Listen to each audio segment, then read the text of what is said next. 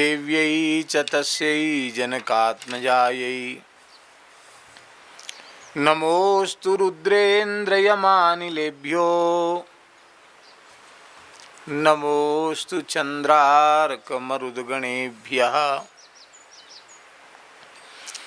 श्रीमन्तं श्रुतिवेद्यमद्भुतगुणग्रावाग्रामाग्ररत्नाकरं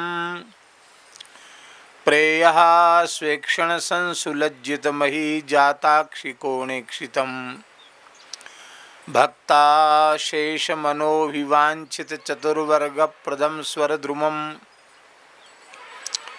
रामं स्मेरमुखाम्बुजं शुचिमहानीलास्मकान्तिं भजे प्रत्यूहव्यूहभङ्गं विदधत् उर्वलः शक्तिमान् सर्वकारी भूरिश्रेयःप्रतापो मुनिवरनिकरैस्तूयमानो विमानः रक्षो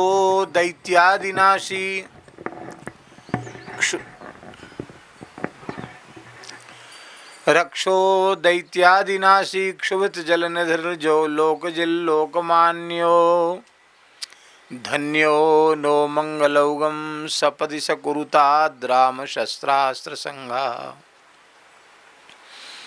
ऐश्वर्यं यदपाङ्गसंश्रयमिदं भोग्यं दिगीशैर्जगच्चित्रं चाखिलमद्भुतं शुभगुणावात्सल्यसीमा चया विद्युत्पुञ्जसमानकान्तिरमितक्षान्तिः दत्तान्नोऽखिलसम्पदो जनकजा रामप्रिया सानिशं भक्तभक्तिभगवन्त गुरु चतुर्नाम बपुएक इनके पद वंदन किए नाशे विघ्न अनेक वंदौ गुरुपद कंज कृपा सिंधु नररूप हरि महामोहतम पुंज जासु बचन रवि कर निकर श्री राम जय जय राम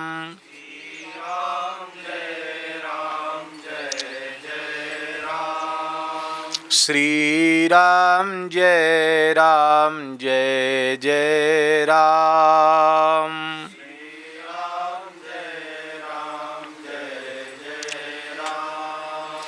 श्री राम जय जय राम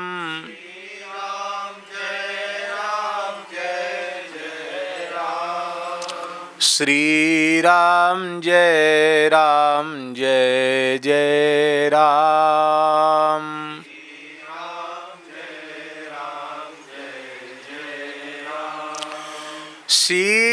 सीताराम जय सीताराम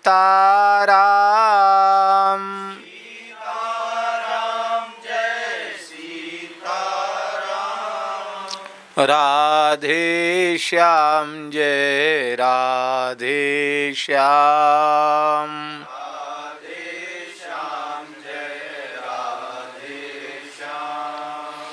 जय गौ माता जय गोपाल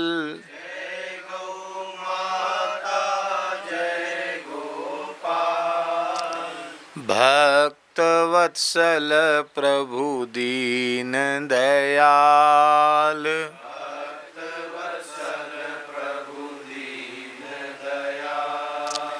श्री राम जय जय राम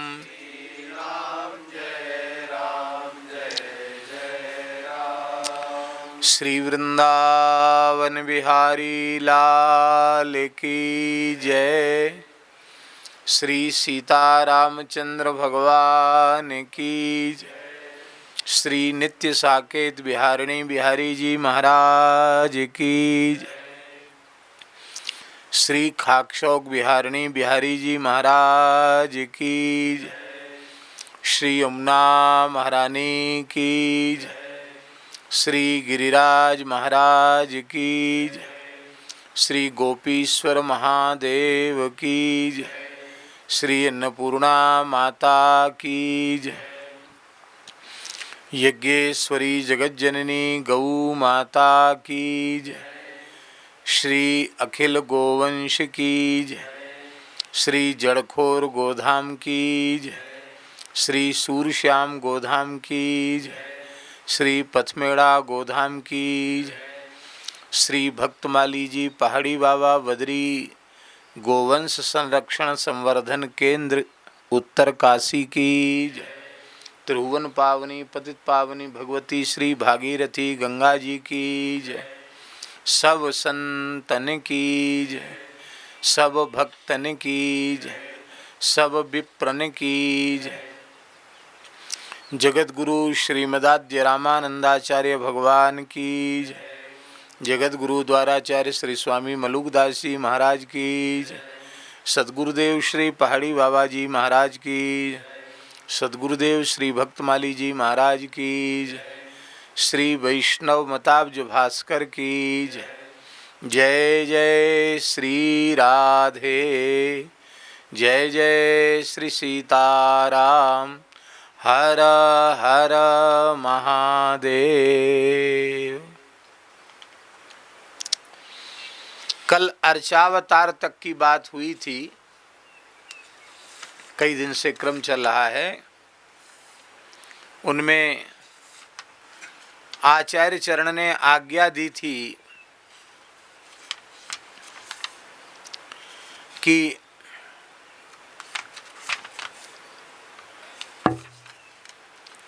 भगवान को अत्यंत श्रद्धा पूर्वक प्रेम पूर्वक पवित्र शुद्ध नैवेद्य अर्पित करना चाहिए। शुभानि कर्माणि समर्पयेत सदा। सदा का अर्थ है प्रातः से लेके रात्रि तक, रात्रि से लेके प्रातः काल तक। अहर्निश जो कुछ भी अच्छे कार्य बनते हैं उन सबको भगवान के चरणों में अर्पित करना चाहिए। और रामाय भक्ष्यम च निवेद्य भक्षयेत। भक्ष्य, भक्ष्य माने जो खाने के योग्य हो उसको भक्ष्य कहते हैं। अर्थात न्यायोपार्जित ढंग से जिस धन को कमाया गया हो उस न्यायोपार्जित धन का भी दशमांश दान कर दिया गया हो, उससे बचा हुआ जो धन है वो पवित्र है। उससे शुद्ध सात्विक शास्त्रों में जिन वस्तुओं को भोग लगाने का विधान बताया है उनको अत्यंत पवित्रता पूर्वक भगवान का नैवेद्य तैयार करके फिर उसको खाना चाहिए, प्रसाद के रूप में पाना चाहिए।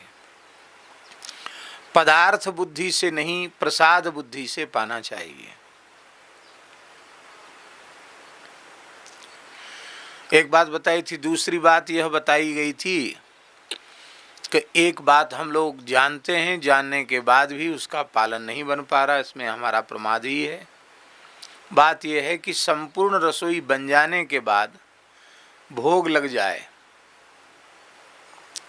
सर्वोत्तम पक्ष तो यह है कि जितना सामग्री तैयार हो सबके सब ठाकुर जी के सामने आवे। पर उतना संभव न होवे तो ठाकुर जी के मंदिर में थाल विराजमान करने के बाद ठाकुर जी के यहाँ की तुलसी भंडार घर में विराजमान कर दी जाए और भाव से किया जाए कि प्रभु ये जो सामने आपके थाल है इसको तो आप अंगीकार कीजिए ही, वहाँ जितनी सामग्री है उसको भी आप स्वीकार कीजिए, ग्रहण कीजिए। जैसे जगन्नाथपुरी में जितनी रसोई बनती है एक बार में वो पूरी की पूरी भगवान के सामने आकर भोग के रूप में लगाई जाती है। सब सामग्री, कुछ बाकी नहीं रहता भंडार घर में। बनने के बाद सब वहीं आ जाता है। ये सुविधा न होवे तो फिर भोग लगा करके फिर मिला देना तो सब प्रसाद हो जाता है। यह भी एक पद्धति है। अन्न का जब हम भक्षण करते हैं तो उसका जो स्थूल अंश होता है वो तो मलमूत्र के रूप में बाहर निकल जाता है। उसका जो मध्यम अंश होता है वो रक्त, मज्जा, वसा आदि धातुओं के रूप में परिणत हो जाता है, और अन्न का जो सूक्ष्म अंश है उससे मन का निर्माण होता है। तो जब हम पदार्थ ग्रहण नहीं करेंगे, प्रसाद पाएंगे और प्रसाद बुद्धि से ग्रहण करेंगे और पवित्र कमाई से प्राप्त अन्न के द्वारा और हम अपना निर्वाह करेंगे, और भगवान हमारे प्रेम को स्वीकार करके उसे ग्रहण करेंगे और उस भगवत प्रसाद को हम लेंगे, तो हमारे भीतर उस प्रकार का मन पुष्ट होगा जो भगवान की उपासना में, भगवान की सेवा में अत्यंत आवश्यक है। वैष्णव का धर्म है कि अनिवेदित पदार्थ कभी मुख में न डाले। जो वस्तु भगवान को भोग लगाई गई है वही पदार्थ ले, ये नहीं कि एक बार तो ठाकुर जी को भोग लग गया, अब जो कुछ सामने आया खाते रहे, पीते रहे। यह अत्यंत निषिद्ध बताया गया है शास्त्रों में। बहुत से लोग कहते हैं कि अब तो कंठी छुआ लिया, हो गया, तो ठाकुर जी क्यों पधराए? भैया जब इतने ब्रह्मज्ञानी हो तो ठाकुर जी मत पधराओ। ठाकुर जी पधराए हैं तो जल भी पियो, तो भोग लगाकर भगवान को समय समय जल पिलाना चाहिए, लेकिन स्वयं कुछ भी ग्रहण करो भगवान को निवेदित करके। कभी ऐसी परिस्थिति है कि भगवान अनवसर में है और हमको जल आदि ग्रहण करना है, तो मन ही मन भगवान को निवेदित करके यह भगवत प्रसाद है ऐसा मानकर हम अन्न जल ग्रहण करेंगे। उससे हमारे चित्त की शुद्धि सहज ही होने लग जाएगी और हमारा अंतःकरण शुद्ध हो जाएगा, हमारे पाप नष्ट हो जाएंगे और संसार चक्र से छूटने की इच्छा हमारे भीतर विशेष रूप में उत्पन्न हो जाएगी। अब यहाँ भोग लगाने की बात कही थी, तो भोग तो अर्चावतार को लगाया जाएगा। कल हमने चर्चा की थी कि भगवान के 5 प्रकार के स्वरूप शास्त्रों में कहे गए हैं। पर, विभव, व्यूह, अंतर्यामी और अर्चावतार। इनमें भेद नहीं है, 5 में भेद नहीं है। जो पर है वही विभव है, जो विभव है वही व्यूह है, जो व्यूह है वही अंतर्यामी है, और जो अंतर्यामी है वही अर्चावतार है। भेद नहीं है। कैसे? इसको श्री वल्लभाचार्य जी महाराज ने जलभेद दृष्टांत कहकर समझाया है। क्या? मेघ में स्थित जल बादल में पानी है कि नहीं? लाओ कमंडल भर लाओ। एक कमंडल भर के नहीं लाया जा सकता, दुर्लभ है। झरने में स्थित जल है, पहाड़ पर जाओ तो झरना मिलेगा, दुर्लभ है। गंगा जी पहुंचने के बाद गंगा जी मिलेंगी, पहले से तो नहीं मिलेगी गंगा जी। पर मेघ में स्थित जल भी जल ही है, झरने में स्थित जल भी जल ही है, नदी में स्थित जल भी जल ही है, सरोवर में स्थित जल भी जल ही है, और आपने खोदा कुआं और पानी निकला तो वह जल भी जल ही है। तो आकाश के मेघ में और नदी के जल में, वर्षा के पानी में और कुआं के जल में भेद है? कोई भेद नहीं है। और आपको प्यास लगी और हम 1 गिलास पानी लेके आपके लिए, 1 लोटा पानी लेके आपके सामने आ गए, तो उस पानी में भेद है क्या? जलत्वेन सब जल एक ही है, उसमें कोई भेद नहीं सब, क्योंकि जल जो है वो आकाश का जल ही जल है। चाहे आपको कुएं के जल के रूप में प्राप्त हुआ हो, चाहे आपके सामने लोटा भर के आया हो, उस सब मूल में है सब आकाश का ही जल, उसमें भेद नहीं है। सुलभता किस स्वरूप में है? परात्पर स्वरूप में सौलभ्य नहीं है, क्योंकि त्रिपाद विभूति जो भगवान का नित्य साकेत है, वहाँ ब्रह्मादि देवताओं की भी गति नहीं है, उनको भी ध्यान में उस दिव्य धाम का दर्शन होता है। वे सदेह, उनका दिव्य देह है, पर वे अपने दिव्य देह से भी वहाँ पहुँचने नहीं पहुँच सकते।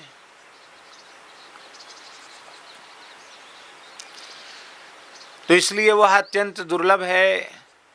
जब कभी प्रभु कृपा करेंगे, करुणा करेंगे, देह छूटेगा और भगवत स्मरण पूर्वक छूटेगा, भगवान का अनुभव करते हुए छूटेगा, तो फिर अर्चिरादि मार्ग से जब जीव भगवान के नित्य धाम में पहुंचेगा तब उस स्वरूप की प्राप्ति होगी।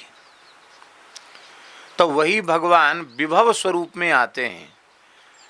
श्री मत्स्य, कच्छप, हंस, वाराह, हयग्रीव, राम, कृष्ण, वामन आदि 24 अवतारों को लेकर भगवान आते हैं। वो इसलिए आते हैं कि जीवों को सुलभ हो जाए। व्यूह रूप में भी भगवान आते हैं। वासुदेव, संकर्षण, प्रद्युम्न, अनिरुद्ध, ये चतुर्व्यूह है, इसलिए कि जीवों को भगवान सुलभ हो जाए। किंतु अवतार काल में जो जीव होते हैं उनको तो सुलभ होते हैं भगवान के दर्शन, और उनमें भी सबको नहीं होते हैं। क्या भगवान के अवतार काल में सब लोगों को दर्शन हो गया होगा क्या? बहुत से ऐसे अभागे भी रह गए जो दर्शन ही नहीं कर पाए। होते हैं बहुत से ऐसे लोग। एक जमुनापल्ली पार से ब्रजवासी बड़े बूढ़े आए तो हमें सुनकर आज, बाबा मैं तो वृंदावन पहली पोत आयो। लो, अरे पहली बार वृंदावन आए? कहाँ के हैं आप? यही पल्ली पार को हूं। कहाँ महीना पर हो? अब ये सबरे पीछे पड़ गए तो हम चले आए। चलो भैया देखे आए बिहारी जी को। तब हमको समझ में आया कि बताओ, यमुना जी के उस पार रहने वाला व्यक्ति बूढ़ा हो गया, अब तक वृंदावन नहीं आया। तो भगवान के अवतार काल में भी बहुत से ऐसे आलसी लोग रहे होंगे जो भगवान का दर्शन नहीं कर सके। तो उसमें भी भगवान सबको सुलभ नहीं थे। अब अंतर्यामी चौथा जो स्वरूप है, उस रूप में तो भगवान सबको सुलभ हैं। बोले उसमें भी सबको सुलभ नहीं है। क्यों? अंतर्यामी का साक्षात्कार योग सिद्ध पुरुष करते हैं। योग सिद्ध माने खाली इधर उधर आंख नाक दबा करके, हाथ पैर हिला करके आसन आदि कर देना, वो नहीं। अष्टांग योग के क्रम से समाधि तक पहुंचने वाले जो महापुरुष हैं, वे अपने अंतर्यामी स्वरूप का साक्षात्कार प्राप्त करते हैं। अब यहाँ थोड़ी देर के लिए तो मन की वृत्ति शांत नहीं हो रही है, माला जपना कठिन हो रहा है। अब अंतर्यामी का साक्षात्कार कैसे होगा? वो तो ऐसी बात हो गई कि पुरुषोत्तम दास जी ने कहा कि महाराज पानी पिएंगे, कहाँ जल का प्रबंध है? बोले जहाँ आप बैठे वहीं पानी है, खोदते चले जाओ, पानी मिल जाएगा। बात तो झूठी नहीं है, बात एकदम सही है। खोदते खोदते कहीं न कहीं पानी मिलेगा, लेकिन उससे प्यास बुझेगी क्या? प्यासे का समाधान तो नहीं हुआ। प्यासे को तो उसने पानी चाहा तो तुरंत उसको सामने पानी ला कर दो तो उसका समाधान होगा। अब देखो भगवान की लीला देखो। यहाँ पहाड़ में पत्थर ही पत्थर है जमीन में, और नीचे कितने गहरे में पानी मिलेगा इसका कोई ठिकाना नहीं है। तो ठाकुर जी ने कैसी लीला की, यहाँ जगह जगह झरने प्रकट कर दिए, जल के स्रोत, और उन्हीं से सबका गुजारा हो रहा है, खेती भी हो रही है। कैसी बढ़िया व्यवस्था है भगवान की। तो अंतर्यामी स्वरूप में भी सौलभ्य नहीं है, किंतु भगवान का जो अर्चावतार है उसमें अत्यंत सुलभता है। अर्चावतार माने विग्रह। विग्रह के रूप में भगवान सब जीवों को सुलभ हैं, साक्षात हैं।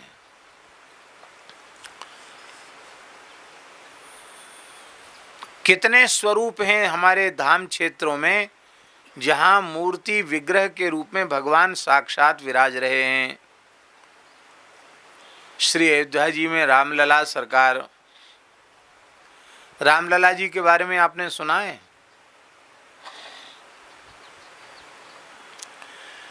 जहां वर्तमान समय में श्री राम जन्मभूमि मंदिर का भव्य निर्माण हो रहा है, वहां पहले एक विवादित ढांचा था। जिसे लोग कहते कि बाबर ने इसको बनाया, बाबरी मस्जिद नाम देते थे लोग उसको, और उसके पीछे एक चबूतरा था, उसको राम चबूतरा कहते थे। वैष्णव लोग, संत महात्मा लोग, हिंदू लोग उसी चबूतरे पर अपना उत्सव के समय कीर्तन भजन कर लिया करते थे। और अंग्रेजों के समय में ही विवाद हो गया था, तो मस्जिद में कोई नमाज वमाज नहीं पढ़ी जाती थी, लेकिन वो बंद था। पर उस मस्जिद की सुरक्षा के लिए एक मौलवी वहाँ रहता था, नियुक्त था वो सरकार की ओर से नियुक्त था, अंग्रेज सरकार की ओर से। और संतों ने भगवान से प्रार्थना की और रामनवमी के पवित्र अवसर पर श्री ठाकुर जी सहसा अर्धरात्रि के समय उसके भीतर विग्रह रूप में प्रकट हो गए। बंद है बाहर से। और अयोध्या में अनेक संतों को एक साथ स्वप्न हुआ कि स्थान में राम जी का प्राकट्य हो गया है। तो महात्मा लोग उठे, अरे अरे राम जी प्रकट हो गए, राम जी प्रकट, चलो चलो चलो चलो चलो। कोई स्नान किए थे, कोई बिना स्नान किए थे, और सब ढोल मजीरा लेके कीर्तन करते हुए हम पहुंच गए। हल्ला मच गया, लोगों ने कहा कि नहीं नहीं, ये हिंदुओं ने जबरदस्ती मूर्ति रख दी है और ये सब धोखा है। कौन विश्वास करेगा कि मूर्ति यहाँ प्रकट हो जाएगी? भाई तोड़ा फोड़ी कुछ भई नहीं, कहाँ से प्रकट होगी मूर्ति, रख दी, क्या हुआ, कैसे हुआ? तो वहाँ जो मौलवी था उसका बयान जज ने लिया। जब उसका बयान जज ने लिया तो उसके बयान अभी भी दर्ज हैं। उसने कहा कि मैं तो कुछ देख ही नहीं पाया, रात्रि का समय था, जोर का उजेला हुआ और उजेला हुआ और बस मैं बेहोश जैसा हो गया। थोड़ी देर में मुझे घड़ी घंट की आवाज़ सुनाई पड़ी। वे हिंदू फकीर सब साधु महात्मा कीर्तन कर रहे थे और मैंने देखा कि एक मूर्ति भीतर रखी हुई है, उसको लोग कहते राम जी हैं। बस, और मैं ये किसी ने माने उसने अपने बयान में ये स्पष्ट कर दिया कि ये मूर्ति किसी ने लाकर यहाँ रखी नहीं है। भगवान प्रकट हो गए, भगवान की इच्छा थी तो भगवान प्रकट हो गए। जब खंभ से प्रकट हो सकते हैं तो उनका जो स्थान है उसमें वो प्रकट क्यों नहीं हो सकते? अवश्य प्रकट हो सकते हैं। श्री कनक बिहारी जी साक्षात स्वरूप ही हैं भगवान के अयोध्या जी में। श्री धनुर्धारी जी, श्री जानकी रमन जी, श्री सनातन भगवान जी जो बड़ी छावनी में ठाकुर जी हैं, बड़ी छावनी के संस्थापक परम सिद्ध संत बाबा श्री रघुनाथ दास जी को सरयू महारानी ने कृपा करके स्वयं सनातन भगवान प्रदान किए थे। ओरछा में रामराजा सरकार महारानी कुंवर गणेश देई रानी उनको अयोध्या से कलिकाल में साक्षात भगवान को ओरछा लेकर के गई। वृंदावन में श्री हित हरिवंश महाप्रभु के सेव्य श्री राधा वल्लभ लाल जी, श्री गोपाल भट्ट जी के सेव्य श्री राधा रमण लाल जी, श्री स्वामी हरिदास जी के सेव्य श्री बिहारी जी महाराज, दक्षिण भारत में यादवाद्री में श्री संपत कुमार जिनका दास ने दर्शन किया है, बद्रिकाश्रम में श्री बद्री नारायण भगवान, मुक्ति क्षेत्र में श्री मुक्ति नारायण भगवान और श्री शालिग्रामपुरी में श्री जगन्नाथ भगवान।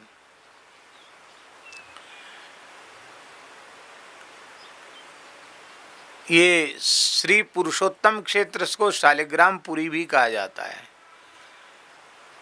हमने प्रत्यक्ष देखा तो नहीं है, लेकिन ऐसा परंपरा से सुना है कि ब्रह्मा जी ने जगन्नाथ जी को विराजमान किया था तो सपाद कोटि शालिग्राम भगवान के ऊपर जगन्नाथ जी को प्रतिष्ठित किया। तो श्री शालिग्राम क्षेत्र है, माने 1.25 करोड़ शालिग्राम जी जगन्नाथ जी की रत्न वेदी में विराजमान है।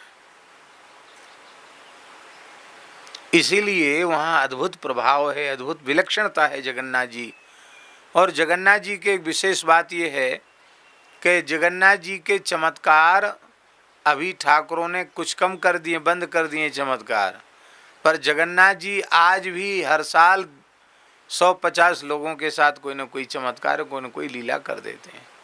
जगन्नाथ जी का प्रत्यक्ष प्रभाव है। श्री जगन्नाथ भगवान, द्वारिका में श्री द्वारकाधीश भगवान, पंढरपुर में श्री विठ्ठल भगवान, कितनी लीलाएं उन्होंने भक्तों के साथ की, उनके चरित्रों में आता है। तिरुपति में श्री वेंकटेश भगवान, कांची में वरदराज भगवान, श्री रंगम में रंगनाथ भगवान, आदि आदि सर्वत्र भगवान विराजमान हैं।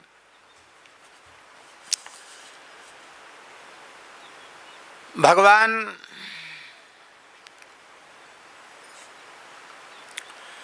को भक्त जब विग्रह रूप में उनको प्रकट करते हैं और भावपूर्वक शास्त्र विधि से उनकी प्रतिष्ठा करते हैं, तो अपने हृदय के सरल विश्वास के कारण वह पक्का स्वीकार कर लेते हैं कि ये साक्षात भगवान हैं, ये मिट्टी नहीं है, पत्थर नहीं है, धातु नहीं है, ये साक्षात भगवान हैं, ऐसा स्वीकार करते हैं। और ऐसा स्वीकार करके फिर उनकी सेवा आरंभ करते हैं। तो सेवा का आरंभ करने से भगवान पद पद पर अपनी अनुभूति कृपा पूर्वक कराते रहते हैं। हमारे खाक चौक में भगवान जो विराजमान हैं, श्री सीताराम जी महाराज, लक्ष्मण जी महाराज, तो एक हमारे पूज्य गुरुदेव पहाड़ी बाबा महाराज का ही एक शिष्य थे, हमारे गुरु भाई ही थे। हमारे सामने की घटना नहीं है, पुरानी घटना है। तो उनके मन में आया कि पुराने ठाकुर जी हैं, ने सब बढ़िया साफ निकले हमें। तो वो महात्मा ज़्यादा विचार नहीं किए, गर्म पानी में सोडा घोले, सोडा होता ना सफाई के लिए, पहले महात्मा लोग गर्म पानी करके सोडा डाल देते, उसी में कपड़ा धो लेते थे। तो उसी में सोडा डाल के और उसी में साफ कपड़ा डाल के और गरम गरम कपड़ा से सोडा के पानी से श्री राम लक्ष्मण जानकी जी तीनों सरकार को और श्री पहाड़ी बाबा के श्रीअंग को भी और उससे सुखदेव जी सबको उन्होंने बढ़िया से रगड़ रगड़ करके उनका मार्जन किया। और बड़े खुश हुए कि देखो भगवान एकदम भक्क सफ़ेद निकले आए, बढ़िया लग पुराने। और महाराज जी उस समय कलकत्ता में थे, श्री गुरुदेव भगवान पहाड़ी बाबा महाराज कलकत्ता में थे, एक भक्त के यहाँ थे। तो अर्धरात्रि के समय महाराज जी रात्रि को 2 बजे तो उठ ही जाते थे, 2 बजे बैठ जाते थे ध्यान में पहले। और उनका तो योग सिद्ध महापुरुष थे, निरंतर ही जब ध्यान उनके निरंतर ही अजपा खुला हुआ था उनका, और रोम रोम से भगवान नाम प्रकट हो, इस कोटि के वे दिव्य महापुरुष थे। आहार बहुत सूक्ष्म था और निद्रा भी बहुत सूक्ष्म थी। तो उनको ठाकुर जी की आवाज़ सुनाई पड़ी, जग गए महाराज, उठ के बैठे, कोई स्वप्न नहीं, उठ के बैठे तो तीनों सरकार और श्री पहाड़ी बाबा सामने खड़े हुए, महाराज के मूल पुरुष। तो महाराज जी कहते हमने देखा कि ठाकुर जी का शरीर लाल लाल हो रहा है, एकदम छाले आ गए हैं लक्ष्मण जी के, जानकी जी के। और श्री पहाड़ी बाबा तो कह रहे हैं कि हमने तो जीवन में विभूति ही चढ़ाई है और कुछ हमने किया नहीं, हमको तो बहुत जलन हो रही, हमारे तो सब शरीर छिल दिया, कपड़े से रगड़ रगड़ करके सब शरीर छिल गया हमारा, बहुत जलन पड़ रही है बाबा बोले। और तीनों सरकार यही करें बहुत जलन पड़ रही है। तो महाराज जी ने पूछा कि जय जय क्या हो गया आपको? तो उन्होंने सारी बात बता दी।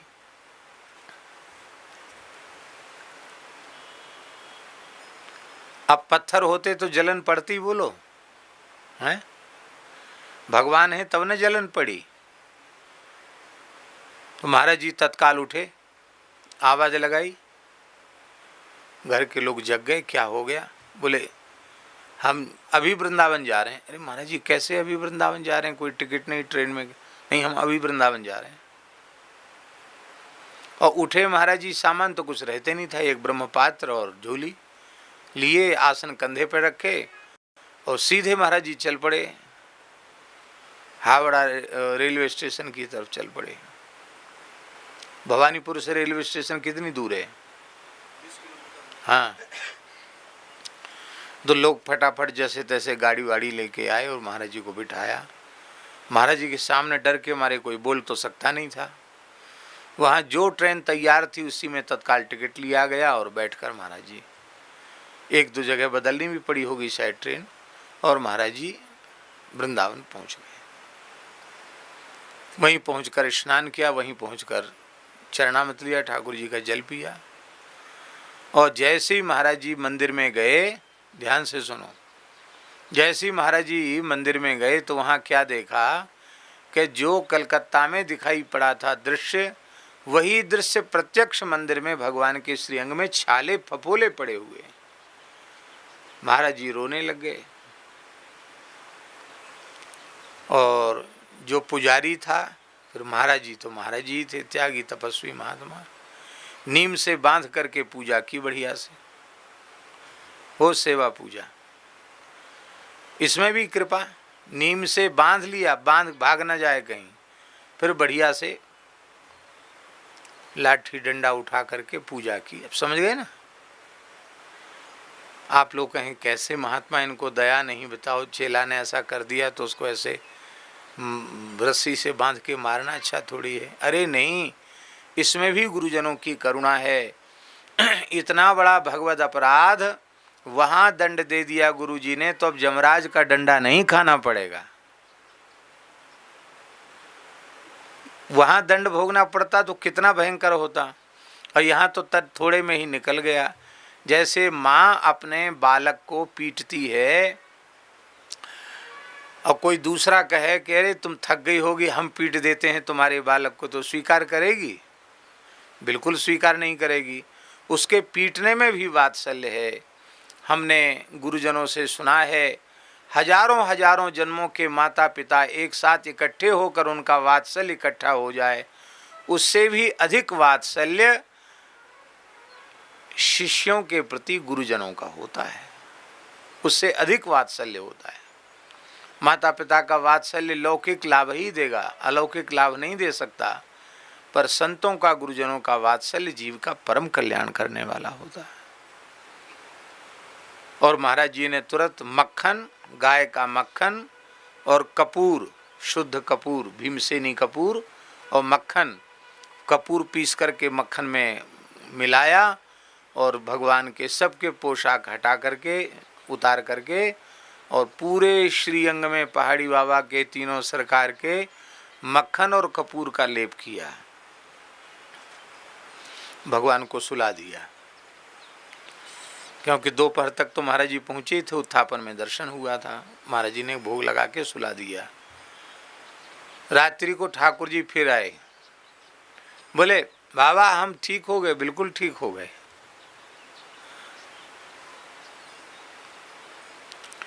इसका मतलब है कि अर्चावतार रखने वाले लोगों को भी भगवान की सेवा में सावधानी करनी चाहिए। कि नहीं कि पीतल के ठाकुर जी हैं तो चलो पीताम्बरी से रगड़ दो, और अब उसके ठाकुर जी हैं तो चलो सर्फ से रगड़ दो, ठीक तो निकालना है, उनको उजला ही तो करना है, ये ठीक नहीं। पंजाब में एक जगह हमारे महाराज जी गए तो वहाँ क्या देखा, भक्तमाली जी महाराज ब्रजवासी पुजारी थे, तो उनकी मैया, पुजारी जी की मैया सवेरे उठी, नहाने धोने की आवश्यकता नहीं, जैसे बर्तन मांजते हैं ऐसी उन्होंने एक डलिया में सब मंदिर के जितने ठाकुर जी हैं, गरुड़ घंटी सब लई उठाई, उठा के गूंजा रख कर के बढ़िया से रगड़ के पोंछ के कपड़ा से मांज के सब भीतर धरे आई। थोड़ी देर में उनके पुत्र जो कुछ पूजा किया हो, घंटी बजी, लोग आरती में इकट्ठे हो गए। महाराज तो देख के दंग रह गए, ऐसे बर्तन जैसे मांजते हैं ठाकुर जी को।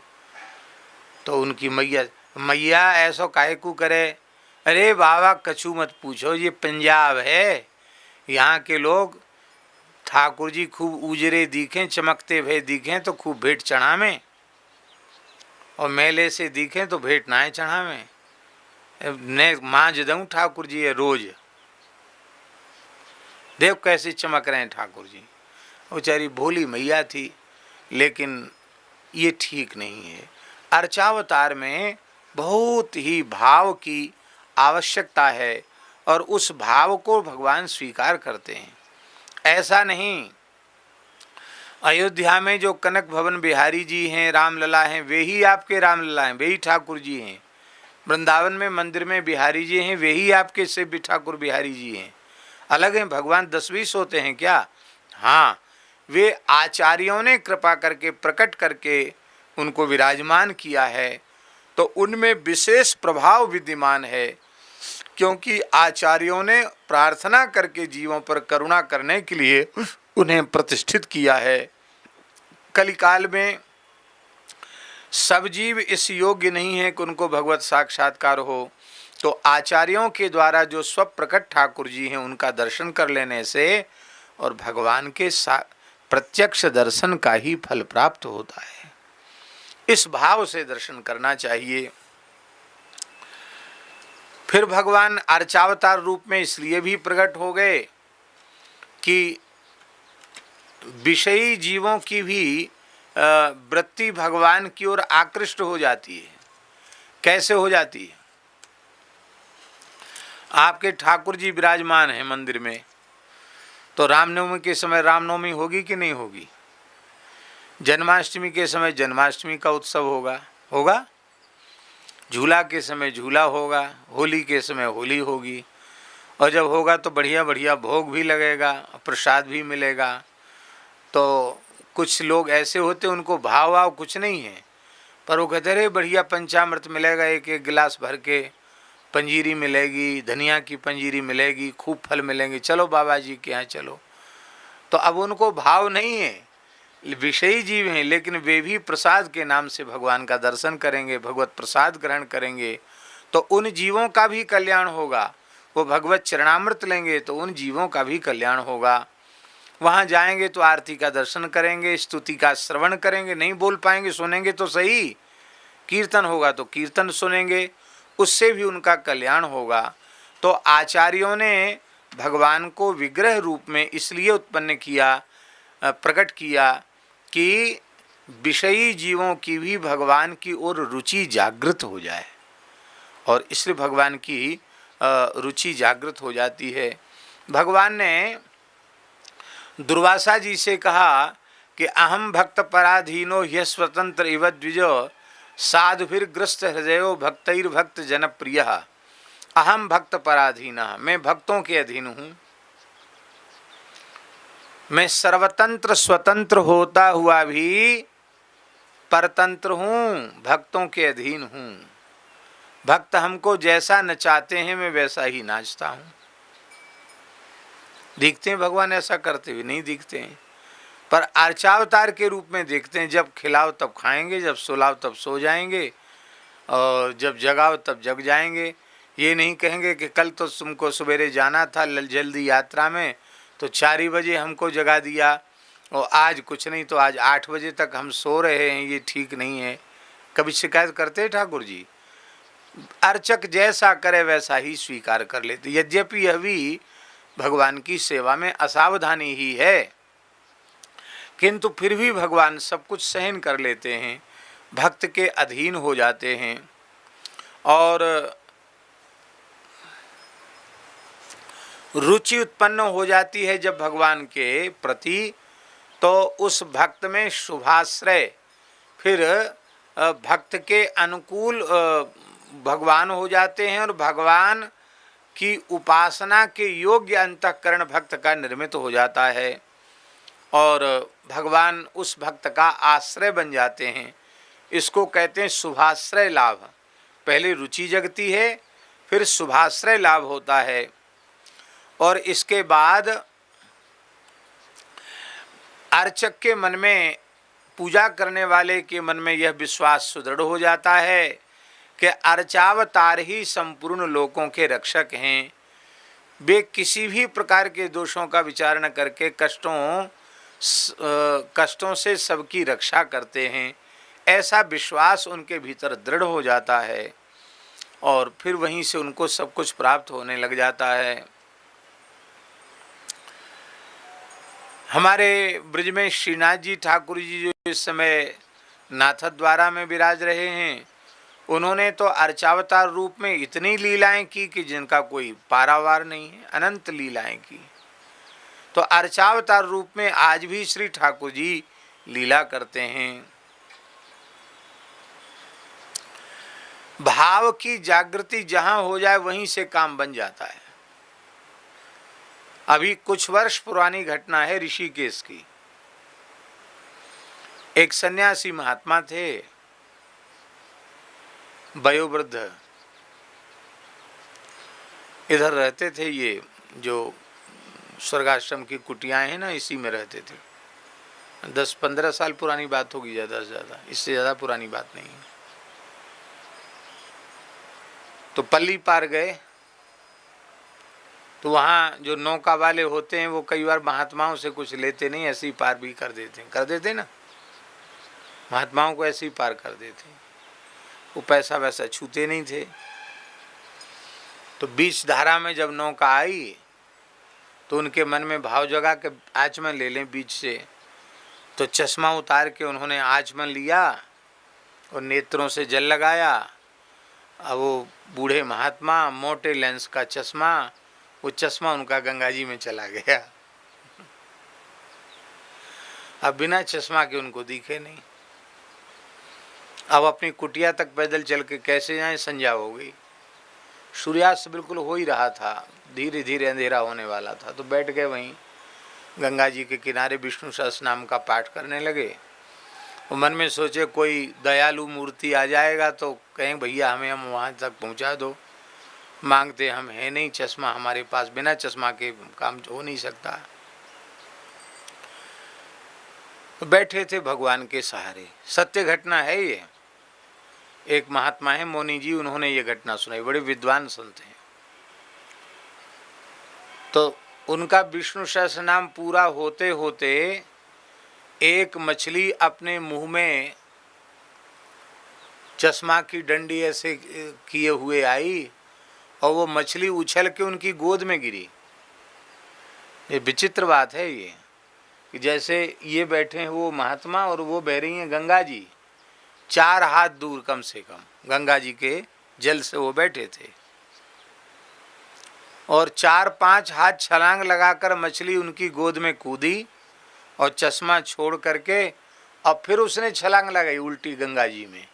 तो फिर गंगा जी में छलांग लगा के, ये उन्होंने प्रत्यक्ष देखा। तो अब देखो, वेदों का उद्धार करने के लिए तो भगवान ने मत्स्यावतार लिया ही। एक अकिंचन महात्मा के, भोले महात्मा के चश्मा के लिए भी भगवान मछली के भीतर, तो यही सोचते हैं कि भगवान ने एक मत्स्यावतार चश्मा देने के लिए ले लिया, उनके लिए क्या कठिन है। अथवा मछली के भीतर ही वे प्रविष्ट हो गए। प्रविष्ट तो सब में है ही है, कहीं भी विराजमान होकर वे लीला कर सकते हैं। इस प्रकार से भगवान की प्रतिमा का भाव, प्रतिमा के आश्रय से निरंतर भाव बढ़ता चला जाता है। आगे कह रहे हैं कि इसलिए निरंतर प्रत्येक वैष्णव का धर्म है कि वह अपनी सेवा पूजा में अर्चावतार अवश्य विराजमान रखे, अर्चावतार के बिना न रहे। भगवान की सेवा पूजा चाहे गृहस्थ हो या विरक्त साधु हो, सबके पास ठाकुर सेवा होनी ही चाहिए। उनसे बड़ा सहारा रहता, बड़ा आश्रय रहता है। एक महात्मा ने सुनाई बात, बोले हम पहले ठाकुर जी नहीं रखते थे। एक जगह यज्ञ था और साधुओं की जमात पड़ी थी। तो वहाँ महंत जी ने कहा भैया जिस जिसके पास ठाकुर जी हैं सबको दूध, उनके कमंडल में दूध, मेवा और फल वहीं आसन पे आ जाएंगे, और जिनके पास ठाकुर जी नहीं है उनको वहाँ बाहर लाइन में लग के लेना पड़ेगा। व्यवस्था ऐसी ही थी। अब लाइन में लगने वालों को बेचारों को कितना मिलेगा, बांटने वाले गृहस्थी। और वहाँ तो सब बढ़िया भर भर कमंडल दूध और खूब मेवा और मिठाई। तो बोले हमारे पास तो ठाकुर जी नहीं थे, हमको बड़ा खराब लगा कि अरे हम लाइन में लगना पड़ेगा। ले साहब अच्छी जगह आए यज्ञ में। तो उनके पास पुराने महात्मा लोग श्री रखते हैं ना, श्रीदानी, वो नारियल की होती है, वो घिस घिस करके वो चिकनी हो जाती, शालिग्राम जी के जैसी हो जाती है।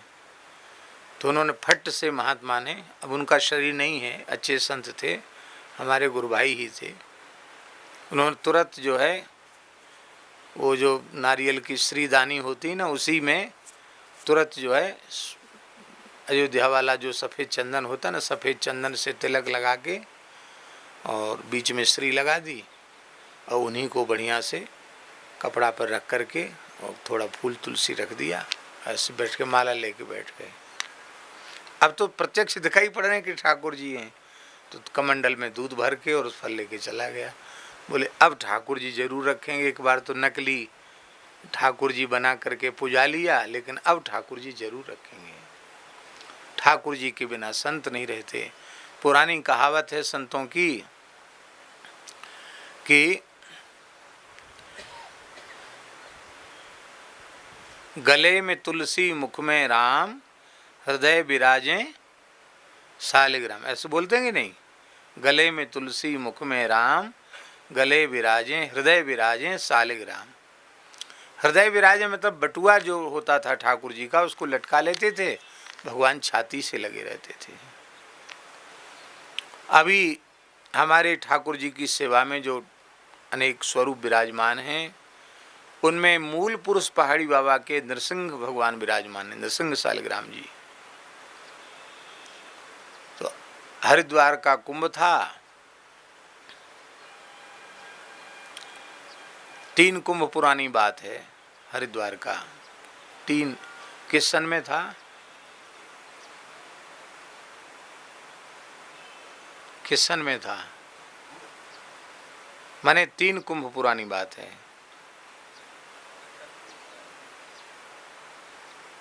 एक तो 86 में हुआ था, हैं? हाँ, एक 86 के बाद हुआ था। क्या?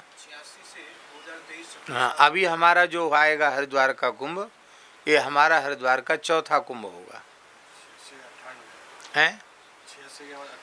हाँ, 98 की बात है। 98 में हम जैसे ही रामनवमी करके और कुंभ के लिए महाराज जी की आज्ञा थी तो गए चले। हमसे बोले ठाकुर पुजारी हम ही थे मंदिर में, तो ठाकुर जी ले लिए। हमने कहा ठाकुर जी तो पहले ही गए, छत्ता में लाल जी शालिग्राम जी सब पहले चले गए। अरे समझता नहीं है, साधु बिना ठाकुर जी के चलते ही नहीं। महाराज जी हाथ पैर धो के गए, मंदिर में शयन हो गया था ठाकुर जी का, और तो समर्थ महापुरुष थे, शयन किए हुए भीतर चले गए। और पहाड़ी बाबा के जो शालिग्राम भगवान हैं, इतने बड़े स्वरूप इंद्र सिंह भगवान, वो लेके आए एक मलमल के सफ़ेद कोरे कपड़ा में, तुलसी के साथ उनको हमारे गले से बांध दिया। बोले जाओ अब चले जाओ। ये सुविधा थोड़ी थी कि टैक्सी कर लो और टैक्सी में बैठ के चले जाओ। पैदल यहाँ से गए, खाक चौक से चल के, अपना झोला झंटरा अपने साथ लेके, अकेला, कोई साथ नहीं भेजा कि अमुक चले जाओ, अकेले जाओ। बस में बैठ गए, रोडवेज वाली बस में, रात भर चले बस में बैठ के, सवेरे वहाँ पहुँचे। वहाँ से फिर टेम्पू वगैरह में, ऑटो रिक्शा वगैरह में बैठ के कुंभ स्थल गए, खोज करके कुंभ में पहुँचे। आज भी ठाकुर जी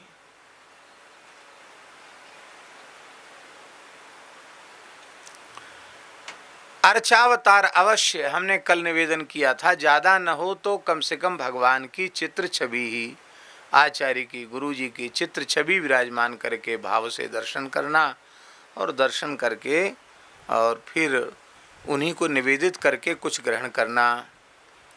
श्री जगद्गुरु रामानंदाचार्य भगवान कहते हैं, स्वयं व्यक्तश्च दैवश्च सैद्धो मानुष एव च देशादौ ही प्रशस्ते च वर्तमानश्च चतुर्विधा। अभी कहा था ना उन्होंने, अर्चावतारोपि च देश काल प्रकर्षहीन श्रुत सम्मतश्च सहिष्णुरप्राकृत देह युक्तः पूर्णोर्चकाधीन समान कृत्य। ये जो आचार्य चरण ने कहा था कि देश और काल की दूरी से रहित आश्रित भक्त के अभिमित स्वरूप में भगवान विग्रह रूप में प्रकट हो जाते हैं। वे परिपूर्ण होने पर भी सर्व सहिष्णु होकर अर्चक के अधीन स्नान भोजन शयन जागरण आदि क्रियाओं वाले बन जाते हैं। और घर में रखो तो घर में विराजमान, मंदिर में रखो तो मंदिर में विराजमान। वह देखने में प्राकृत जैसे लगते हैं, लेकिन वे दिव्य अप्राकृत स्वरूप के होते हैं। उन भगवान में प्राकृत स्वरूप होता नहीं है। ऐसे भगवान अर्चावतार कहे जाते हैं। ये श्री रामानंदाचार्य भगवान ने कहा। अब कह रहे हैं कि वह भगवान सह देशादौ प्रशस्ते ही वर्तमान।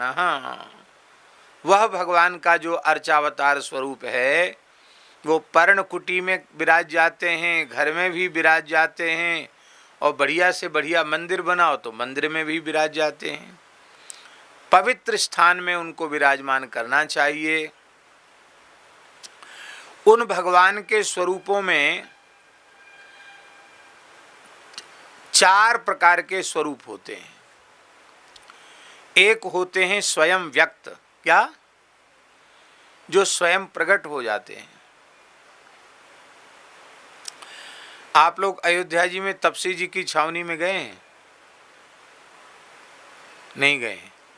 अयोध्या में तपसी जी की छावनी में एक शालिग्राम जी से रामलला प्रकट हो गए।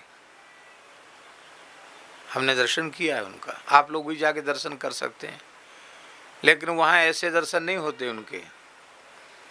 महात्माओं ने पुराना नियम बना हुआ है। तपसी जी महाराज के लिए प्रकट हुए थे, वो शालिग्राम जी से रामलला प्रकट हो गए। इतने बड़े हैं, बड़े दिव्य स्वरूप है।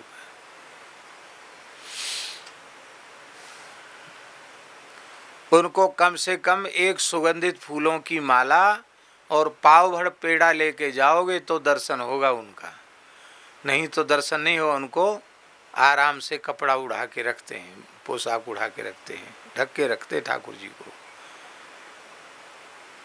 क्यों? बोले छोटे बालक हैं, बार बार उनको परेशान करना ऐसे तो फालतू थोड़ी हैं ठाकुर जी हमारे। कुछ खिलाओ पिलाओ, माला पहनाओ, कुछ खिलाओ पिलाओ, कुछ भेंट पूजा करो तो ठाकुर जी दर्शन देंगे। पुराने संतों ने नियम बना रखा है। हम गए, बोले दर्शन कराओ महाराज। महंत जी हंसने लगे, बोले आपके लिए तो चाहे जब दर्शन करें, पर हमारे यहाँ का नियम यही है। भैया हम तो लाए नहीं, तो ले आओ। मंगाया माला, तुलसी और भगवान के लिए भोग मंगाया। ठाकुर जी ने पट से दर्शन दे दिए, प्रसाद हमको मिला। इसको कहते स्वयं व्यक्त। शालिग्राम जी स्वयं व्यक्त नारायण, उनको किसी ने बनाया नहीं, स्वयं प्रकट भगवान है, वो स्वयं व्यक्त हैं। उनमें प्राण प्रतिष्ठा की आवश्यकता नहीं है, वो स्वयं व्यक्त हैं।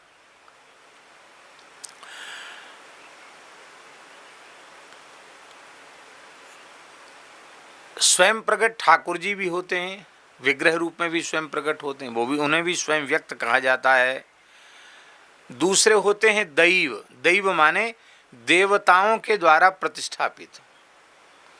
अब भगवान शंकर के अनेक स्वरूप हैं, शिवलिंग, वो देवताओं के द्वारा स्थापित हैं, उनको दैव कहेंगे। भगवान की अनेक प्रतिमाएं हैं जिनको देवताओं ने प्रतिष्ठित किया, उनको दैव कहते हैं।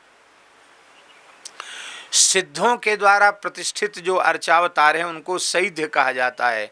सिद्ध माने ऋषि महर्षियों के द्वारा स्थापित जो स्वरूप हैं उनको सैध्य स्वरूप कहा जाता है। और मनुष्यों के द्वारा, चौथा है मानुष, मनुष्यों के द्वारा शास्त्रीय विधि से जब भगवान की प्राण प्रतिष्ठा होती है तो उनको भी अर्चावतार कहते हैं। बोलो भक्तवत्सल भगवान की जय। इस प्रकार से भगवान का वह दिव्य अर्चावतार होता है। अर्चावतार की बड़े भाव से, बड़ी विधि से पूजा करनी चाहिए।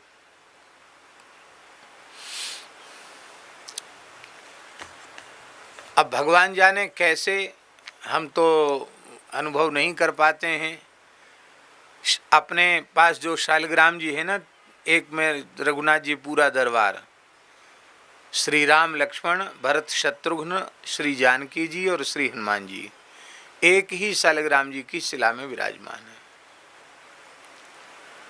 और 3 स्वरूप अलग हैं वो जगन्नाथ जी के, एक जगन्नाथ जी, एक बलभद्र, एक सुभद्रा जी, 3 स्वरूप हमने बनवाए नहीं, क्योंकि शालिग्राम जी तो स्वयं व्यक्त हैं, उनमें छेदा छादी करना वो भाव के और अनुरूप नहीं है।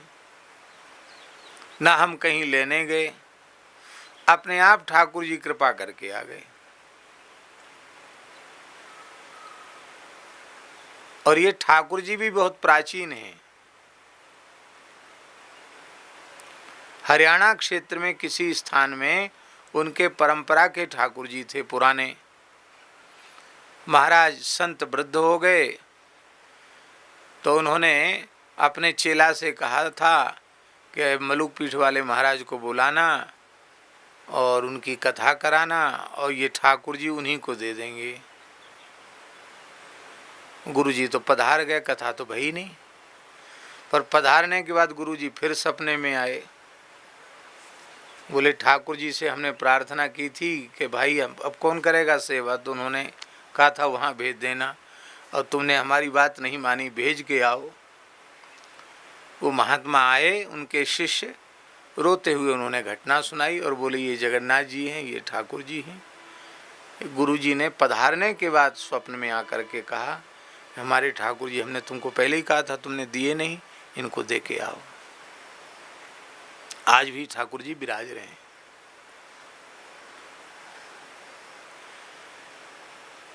और हमसे लोग पूछते हैं कि ये शालिग्राम जी में आपने बनवाए, तो हमने तो बनवाए नहीं, लेकिन हम भाव ऐसा रखते हैं कि ठाकुर जी जिनको ठाकुर जी ने आदेश दिया, हो सकता उनकी परंपरा में शालिग्राम जी से ही ठाकुर जी प्रकट हो गए हों, तो इसमें क्या आश्चर्य है।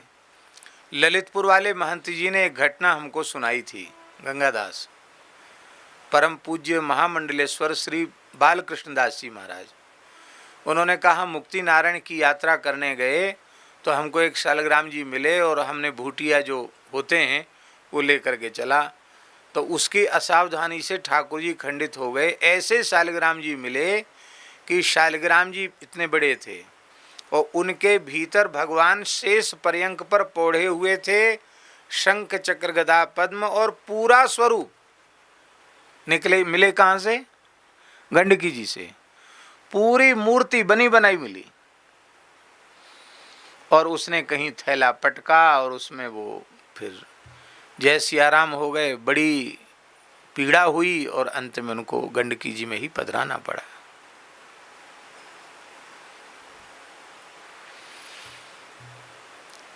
तो कहते थे महाराज जी, महंत जी कहते थे कि भूल हमसे ये हो गई कि हमने सामान में बांध के उनको भूटिया को दे दिया। तो ठाकुर जी ने कहा भैया तुमने अभी से बांध दिया हमको, तो अब काहे को जाए। ठाकुर जी वहीं जो है फिर विसर्जित करने पड़े। मुक्ति नारायण में जो स्वरूप विराजमान है वो शालिग्राम जी ही हैं। आप गए मुक्ति नारायण? शालिग्राम भगवान ही है नारायण स्वरूप में। और वहाँ तो लोग बता रहे थे कि ये विग्रह तो हैं, इनके नीचे कंदरा में किसी किसी को दर्शन हो जाता है। असंख्यों भगवान शालिग्राम ज्योतिर्मय स्वरूप में विराजमान हैं। वहाँ साक्षात भगवान आज भी मुक्ति नारायण भगवान साक्षात विराज रहे हैं। शालिग्राम जी की सेवा पूजा की पद्धति भी यही है। बहुत से लोग कहते महाराज हमें एक शालिग्राम जी दे दो, हम शालिग्राम जी की पूजा करेंगे। ये शालिग्राम जी की सेवा की पद्धति नहीं है। शास्त्र के अनुसार भगवान शालिग्राम जी की सेवा का विचार जब मन में आवे तो गुरुदेव से पहले आज्ञा लेनी चाहिए, फिर श्रद्धा पूर्वक मुक्ति नारायण की यात्रा करनी चाहिए। वहाँ गंडकी जी से प्रार्थना करनी चाहिए, वहाँ सुंदर स्वरूप जो मिलें वो ला करके गुरु जी को अर्पित करना चाहिए। फिर गुरु जी उनमें से जो स्वरूप आपकी सेवा के लिए उपयुक्त समझेंगे वो स्वरूप वो आपको जी चाहे सब दे दें और चाहे उनमें से एक स्वरूप दे दें, जो उनकी इच्छा हो, पर वे दे देंगे तभी गुरु प्रदत्त सेवा। तो ये भाव होता कि हम स्वयं गंडकी जी से लेकर के आए ठाकुर जी को, ये उसका है। क्योंकि शालिग्राम जी को खरीदने वाला, बेचने वाला, उनका मूल्य तय करने वाला, इन तीनों को नरक में जाना पड़ता है, ऐसा पद्म पुराण आदि में ऐसा लिखा हुआ है। इसलिए विधि यही है कि मुक्ति नारायण जाकर के शालिग्राम जी को लेके आवे। अथवा ऐसा है कि उस क्षेत्र में बेचारे लोग वो निकाल के रखते हैं, खोजते रहते हैं, तो उनको कीमत कह के, मूल्य कह करके मोल तोल न करे, एक मुश्त रुपया दे दो और कह दो भैया जो बढ़िया अच्छे स्वरूप है इनमें से हमको दे दो, ये हम भगवान की भेंट कर रहे हैं, ये मूल्य नहीं दे रहे हैं, भगवान की भेंट कर रहे हैं, इस भाव से करना चाहिए। उत्तम पक्ष यही है कि स्वयं भगवान शालिग्राम जो मिलें वो लेकर के आना चाहिए। यही नर्मदेश्वर की विधि है। नर्मदेश्वर भी धावड़ी कुंड अब तो जल में चला गया, तो नर्मदेश्वर के लिए वहाँ जाते थे, भगवान से प्रार्थना करते थे, गोताखोर की पूजा करते थे और वो उसको दक्षिणा देते थे गोताखोर को। जो स्वरूप आ जाए वही स्वरूप लेने पड़ते, ये नहीं कह सकते कि टेढ़े बेड़े कैसे हैं, बड़े छोटे जो आपके भाग्य में होंगे वो नीचे से आ जाएंगे।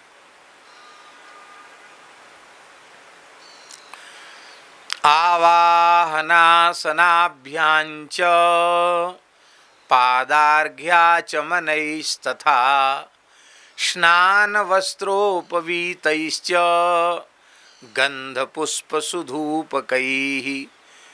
श्री आचार्य चरण कह रहे हैं कि भगवान का आवाहन, यद्यपि भगवान तो नित्य विराजमान हैं, पर भगवान की सेवा पूजा करते समय पहले भगवान का ध्यान करना चाहिए। ध्यान आवाहन के लिए तुलसी दल अर्पित करना चाहिए, पुष्प हो तो पुष्प अर्पित करना चाहिए।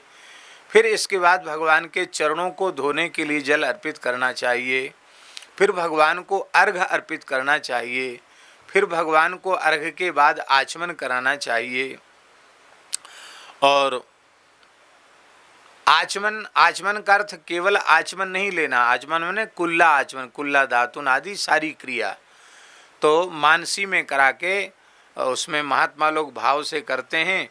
तुलसी की जो हरी हरी टहनी होती है ना, छोटी पतली कोमल सी, उसी को थोड़ा सा चंदन लगा करके और उसी से भावना करते हैं कि ठाकुर जी दातुन घिस रहे हैं, दातुन कर रहे हैं, कुल्ला करा, आचमन करा दिया भगवान को। आचमन कराने के बाद फिर भगवान का स्नान कराना चाहिए। स्नान कराने में तांबे का पात्र होना भगवान के स्नान के लिए आवश्यक है, क्योंकि चरणामृत के जो 8 अंग हैं उनमें एक है ताम्र, ताम्र भी चरणामृत का अंग है। तो ताम्र पात्र में, हाँ, पंचामृत आदि से स्नान कराना हो तो ताम्र पात्र नहीं होना चाहिए, बाकी जल से स्नान कराने के लिए ताम्र पात्र ही उपयुक्त है। उसमें यंत्र लिख करके, यंत्र आता हो तो यंत्र लिख दें, और नहीं तो चंदन से षटकोण बना करके राम नाम लिख दें। फिर तुलसी जल पधरा दें और उसमें फिर भगवान को विराजमान करें। तुलसी जल का आसन विराजमान करके फिर भगवान का विधिवत स्नान करावें। उत्तम पक्ष है कि भगवान का पुरुष सूक्त से भगवान का और शंख के जल से भगवान का जो अर्घा होता है ना, उसके जल से भगवान का अभिषेक करें, अखंड धारा से अभिषेक करें। फिर भगवान के अंग को प्रोक्षण करें। स्नान के बाद फिर भगवान को आचमन करावें। फिर भगवान को वस्त्र और उपवस्त्र निवेदित करें। वस्त्र धारण कराने के बाद भगवान को यज्ञोपवीत अर्पित करें। यज्ञोपवीत धारण कराने के बाद फिर आचमन करावें। ये भाव से नित्य ही करना है, ये सब सेवा एक दिन की नहीं है। फिर इसके बाद यज्ञोपवीत धारण के बाद भगवान को उत्तरीय वस्त्र अर्पित करें भावना से। अब एक शालिग्राम जी ही हैं, लेकिन भावना से सब किया जा सकता है। और फिर भगवान के श्रीअंग में चंदन का लेप करें, सुंदर चंदन भगवान को धारण करावें। और पुष्प सुगंधित पुष्प ही भगवान को चढ़ाने चाहिए। खाली शो वाले जो फूल है ना, जिनमें खुशबू नहीं है और खाली शोभा वाले हैं, ऐसे फूल चढ़ाना वर्जित है। सुगंधित पुष्प भगवान को, बेला, चमेली, जूही और सुंदर देसी गुलाब आदि जो सुंदर सुगंधित पुष्प हैं, वो भगवान को अर्पित करना चाहिए। और समस्त पुष्पों के अभाव की पूर्ति तुलसी की मंजरी से हो जाती है। तो मंजरी युक्त तुलसी दल मिल जाए तब तो कहना ही क्या है। वह संपूर्ण पुष्पों का सम्राट है तुलसी की मंजरी। उसके अर्पित होने से सारे सुगंधित पुष्प अर्पित हो जाते हैं। और इसके बाद भगवान को पुष्प अर्पित करने के बाद धूप अर्पित करना चाहिए। शुद्ध गुग्गुल, जिसकी उत्पत्ति कामधेनु गाय के मूत्र से हुई है, गुग्गुल की उत्पत्ति, इसलिए गुग्गुल देवताओं को अत्यंत प्रिय है, भगवान को अत्यंत प्रिय है। और पुराणों में लिखा है कि शंकर जी का तो आहार है गुग्गुल।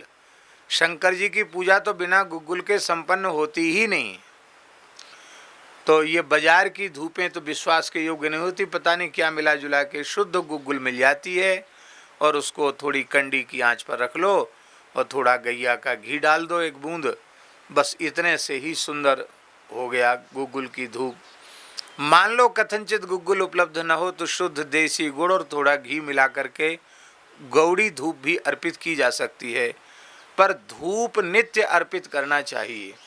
धूप अर्पित करने के संबंध में पुराणों में लिखा है कि सेवा पूजा में जाने अनजाने जो त्रुटि रह जाती हैं, वस्तुओं का अभाव रह जाता कि ये चीज़ होनी चाहिए थी, नहीं हुई, तो उन अभावों की पूर्ति सेवा के जो अंग न्यून हो गए हैं, छूट गए हैं, न्यूनातिरिक्तता की पूर्ति धूप दान करने से हो जाती है। धूप अर्पित करें। फिर भगवान के सामने दीप अर्पित करें। दीप अर्पित करके हाथ धो लें और फिर भगवान के सामने नैवेद्य पधरावें। और जब नैवेद्य भगवान के सामने पधरावें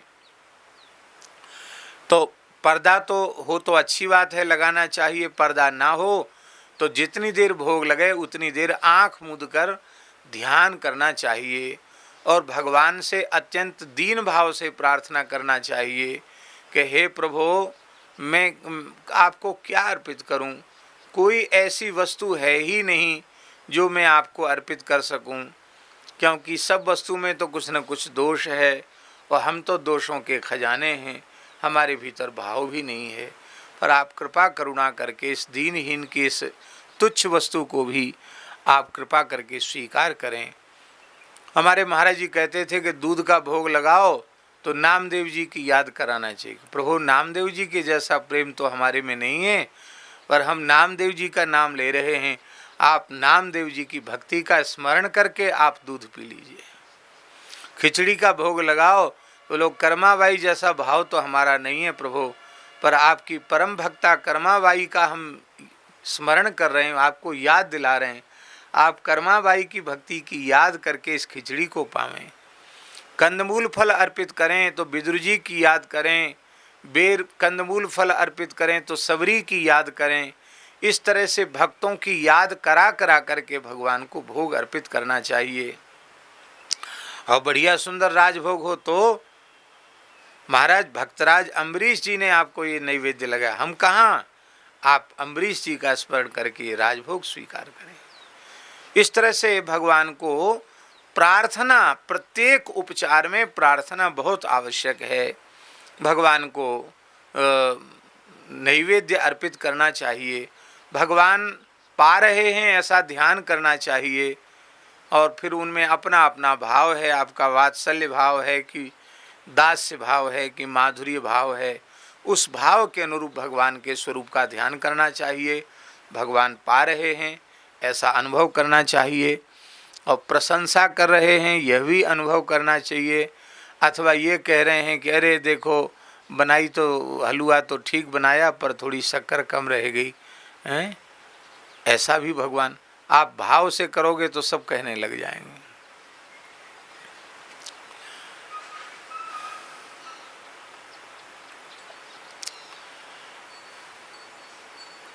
पतला सीरा बनाया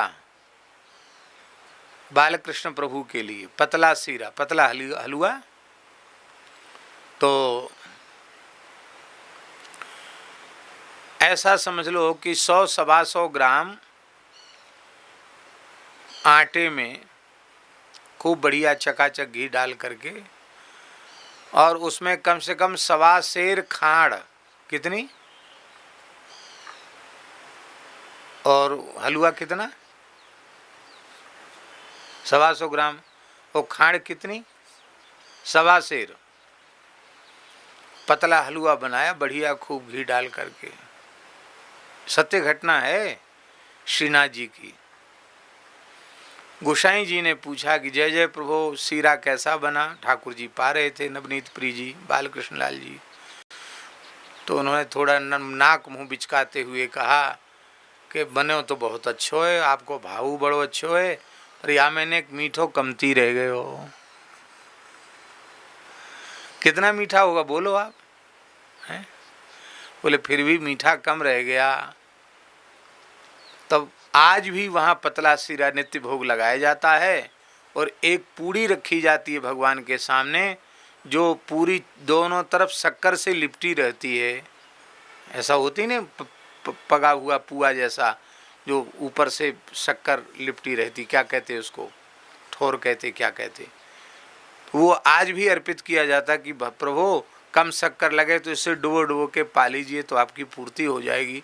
भगवान को शुगर उगर नहीं होता है, इसलिए नहीं होता कि दिन भर उनको खेलना कूदना है, गैया चराना है, नृत्य करना है। इतना काम करने वाले को शुगर कहाँ से होगा। ये तो जो पड़े रहते हैं, खाते रहते हैं, शरीर से काम नहीं करते, उनको सब बीमारी होती है। तो इसलिए ठाकुर जी को बढ़िया से बढ़िया नैवेद्य अर्पित करना चाहिए। अपनी बीमारी के नाम पर ठाकुर जी को स्वाद रहित भोग अर्पित नहीं करना चाहिए, भगवान को सुंदर भोग लगाना चाहिए। हम एक महान संत का स्मरण कर रहे हैं, यद्यपि उनकी निष्ठा अद्भुत है, उनकी नकल संभव नहीं है। परम श्रद्धेय प्रातस्मरणीय वात्सल्य रस के आचार्य पूज्य स्वामी श्री संत श्री गोपालाचार्य जी महाराज, अयोध्यानाथ मंदिर वाले महाराज जी, मेरे अपने विश्वास के अनुसार वे भगवत साक्षात्कार प्राप्त महापुरुष थे। सामान्य कोटि के महापुरुष नहीं थे, विशिष्ट कोटि के महापुरुष थे। और दास के ऊपर तो उनका बहुत अनुग्रह था, बड़ी कृपा थी। अत्यंत एकांत क्षण में भगवत माने विलक्षण विलक्षण भगवत अनुभूतियाँ उनके मुखारविंद से हमको सुनने का सौभाग्य मिला। उनके ठाकुर जी को हमने गीत गोविंद सुनाया, उस सुना के हमने कहा कि ठाकुर जी अपना कुछ अनुभव करावें, यही हमको दक्षिणा। बोले कोई दक्षिणा लेनी पड़ेगी, तो ठाकुर जी ने उनके अनुभव भी कराया दास को। ऐसे समर्थ महापुरुष थे, बहुत अच्छे संत थे। शरीर में उनके शुगर हो गई, शुगर भी बहुत भारी शुगर।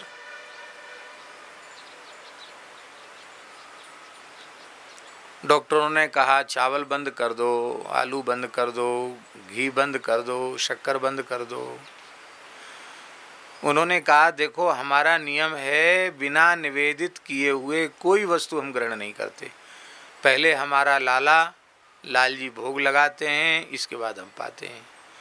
अब हम लाला ने जीवन भर बढ़िया बढ़िया पाया है, अब हम बुढ़ापे में उनको अपने रोग बीमारी का बहाना लेकर के और उनको फीका भोग लगावें और फीका खावें, ये संभव नहीं है। हम बिल्कुल नहीं कहते हमको दवाई दो, लेकिन तुम पीछे पड़ते हो तो दवाई दे दो, तुम्हारा काम दवाई देना। लेकिन हम ठाकुर जी को बढ़िया भोग लगाएंगे और जो ठाकुर जी पाएंगे वही प्रसाद रूप में लेंगे।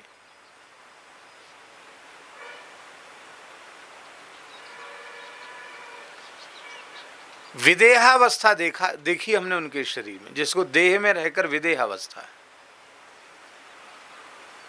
केला भी पाते थे, क्या बोले हमारे लाल जी को केला बहुत प्रिय है।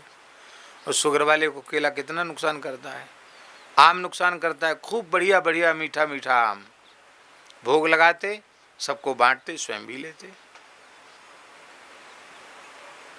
और बड़ी विलक्षण गति से उन्होंने भगवत धाम प्रयाण किया। तो भगवान को सुंदर नैवेद्य अर्पित करना चाहिए। अब हम लोगों में वैसा भाव नहीं है, लेकिन इसलिए भगवान का राजभोग हमारे यहाँ पुराने संतों में भी ऐसा है, योगेश्वर दास जी, कि मान लो किसी संत महंत के शरीर में कोई रोग बीमारी हो गई तो मंदिर का राजभोग नहीं बदला जाता है।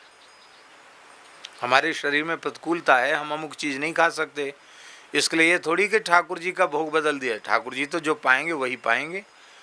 आपका है तो आप भगवान को भाव से निवेदित करके अपने बीमारी के अनुरूप जो कुछ आप खा सकते हैं वो आप खाइए, लेकिन भगवान का नैवेद्य तो भगवान के जैसा ही होना चाहिए। अत्यंत भाव से भगवान को निवेदित करना चाहिए।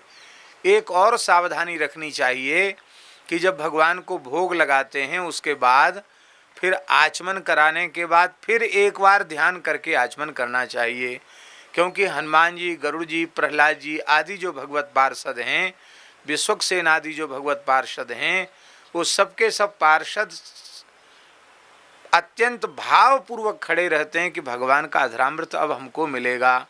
और उनको जब नहीं मिलता है तो वे शाप दे देते हैं। माने शाप देने का अर्थ है कि उन वैष्णवों का तिरस्कार हो जाता है।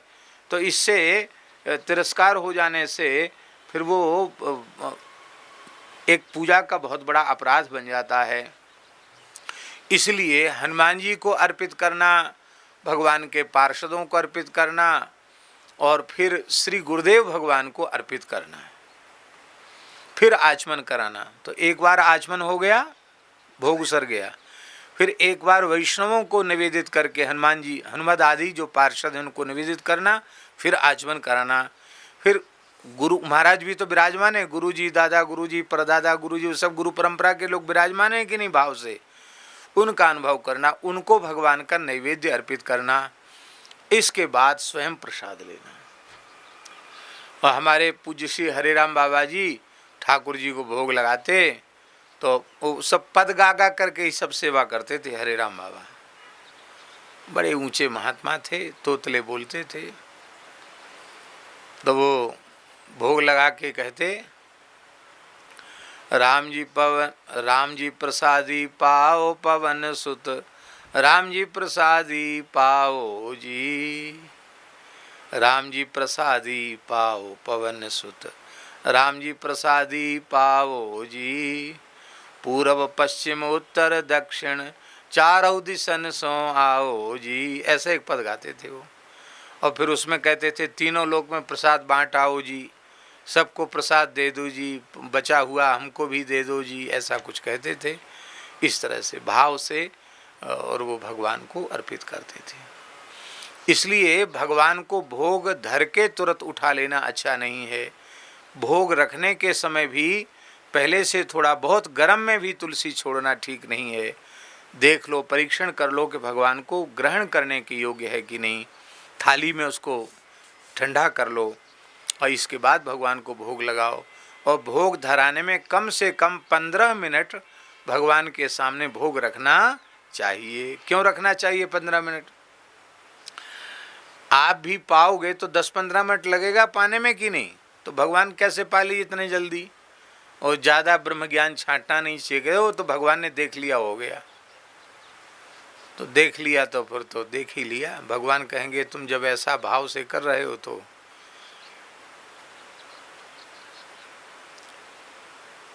एक कोई लौकिक विवाह आदि था तो उसमें गीत गाने के लिए माताएं आईं, तो उसमें गीत गाने वाली माताओं को कोमड़ी दी जाती थी। तो कोमड़ी उन्होंने ऐसी साधारण सी कोमड़ी दी।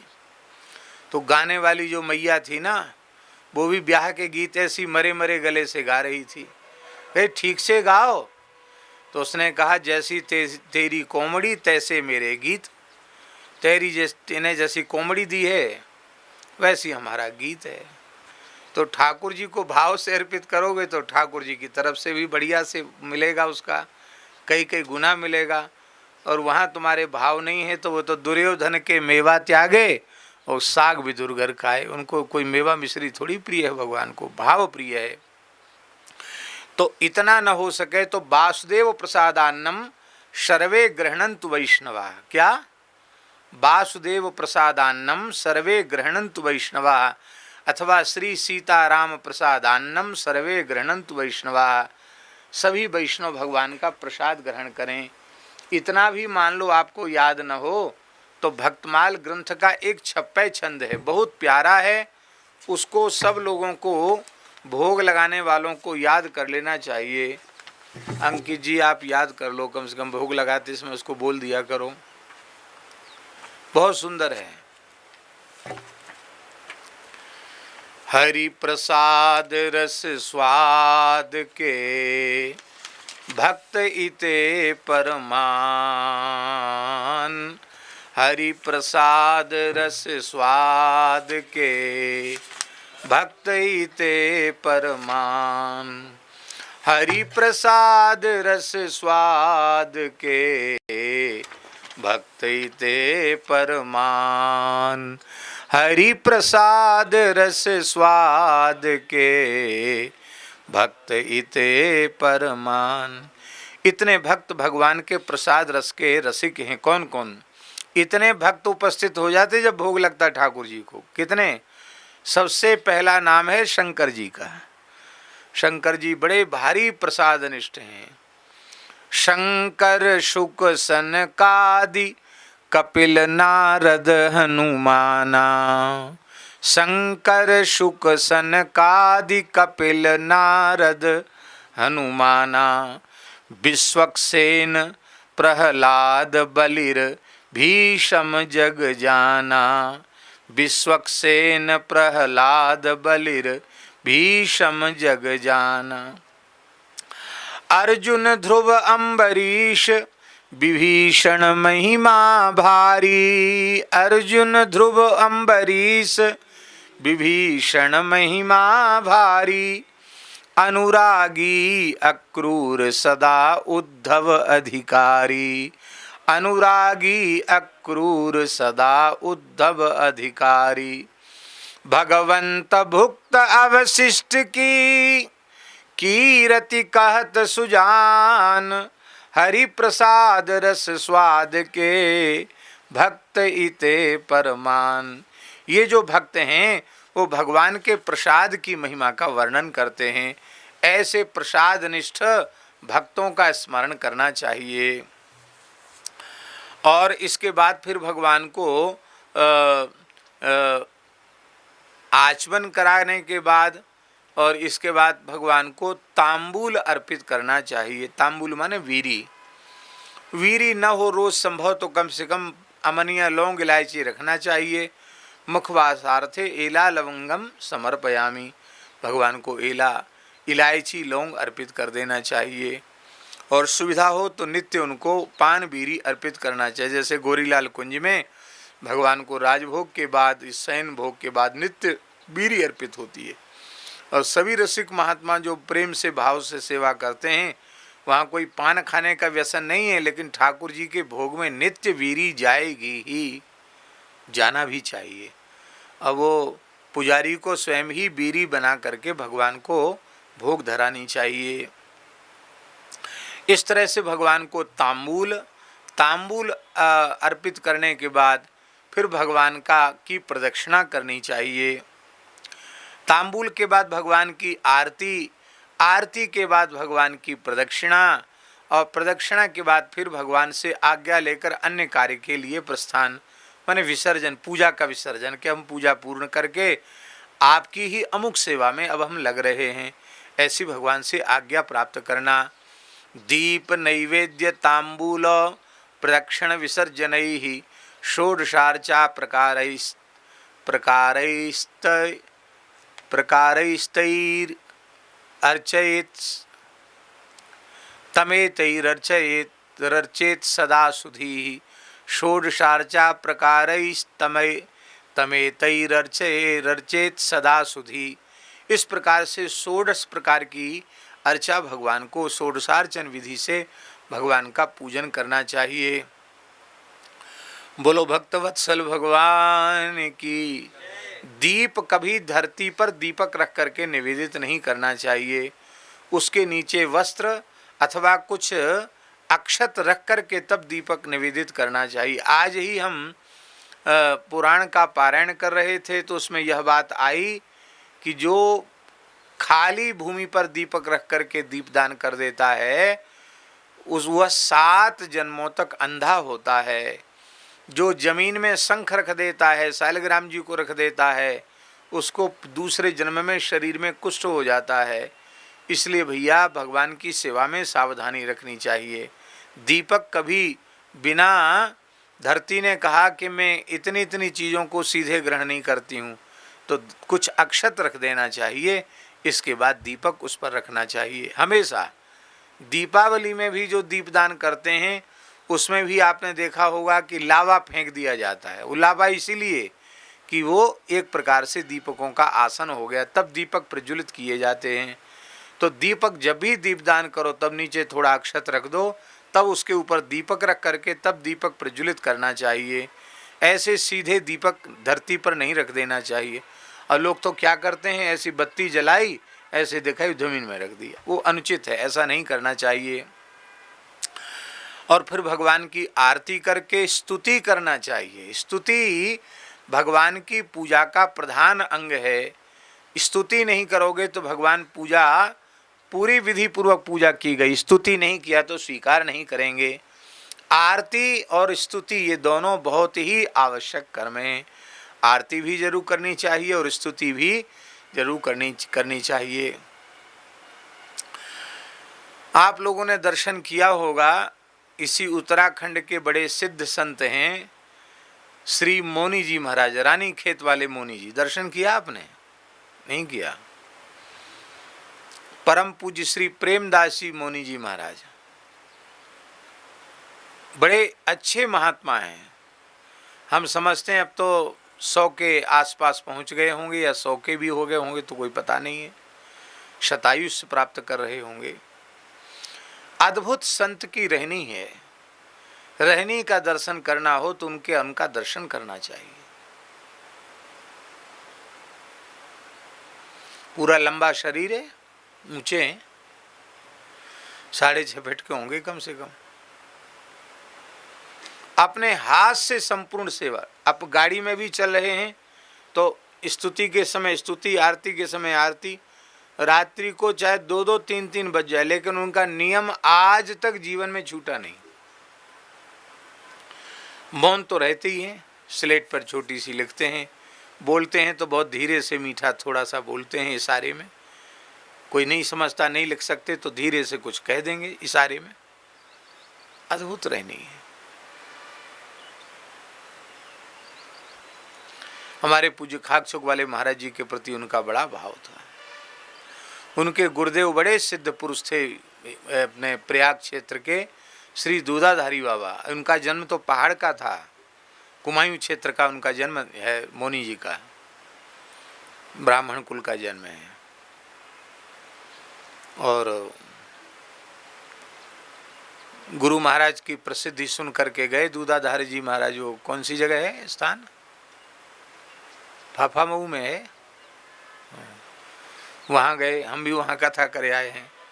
गुरु जी का तो लोग कहते थे कि इनकी उम्र का ही कोई ठिकाना नहीं है, इनकी उम्र का कोई ठिकाना नहीं। वो वस्तुतः ऐसे ही थे वो, क्योंकि एक एक परिवार की, प्रयाग क्षेत्र की 10-10 पीढ़ी देखी थी उन्होंने। तो 10 पीढ़ी देखने वाला कितनी उम्र का होगा, विचार करो आप। दूध ही ग्रहण करते थे, दूधाधारी महापुरुष थे और बड़े अच्छे संत थे। अपने पूरे जीवन में एक ही शिष्य बनाया, वही मोनी जी को। चेला दूसरा बना ही नहीं, न गृहस्थी बनाया न विरक्त, एक ही विरक्त शिष्य बनाया।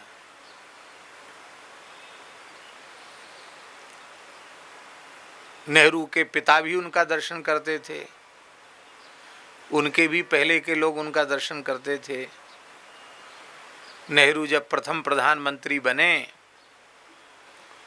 तो उन्होंने खबर किया कि मैं बाबा का दर्शन करने आ रहा हूँ। सत्य घटना है बाबा ये महाराज जी। तो उन्होंने कहा कि मेरे पास आए। उनके पास अब तो सड़क बन गई, उस समय तो सड़क भी नहीं थी जहाँ वो रहते थे, गंगा जी के कछार में।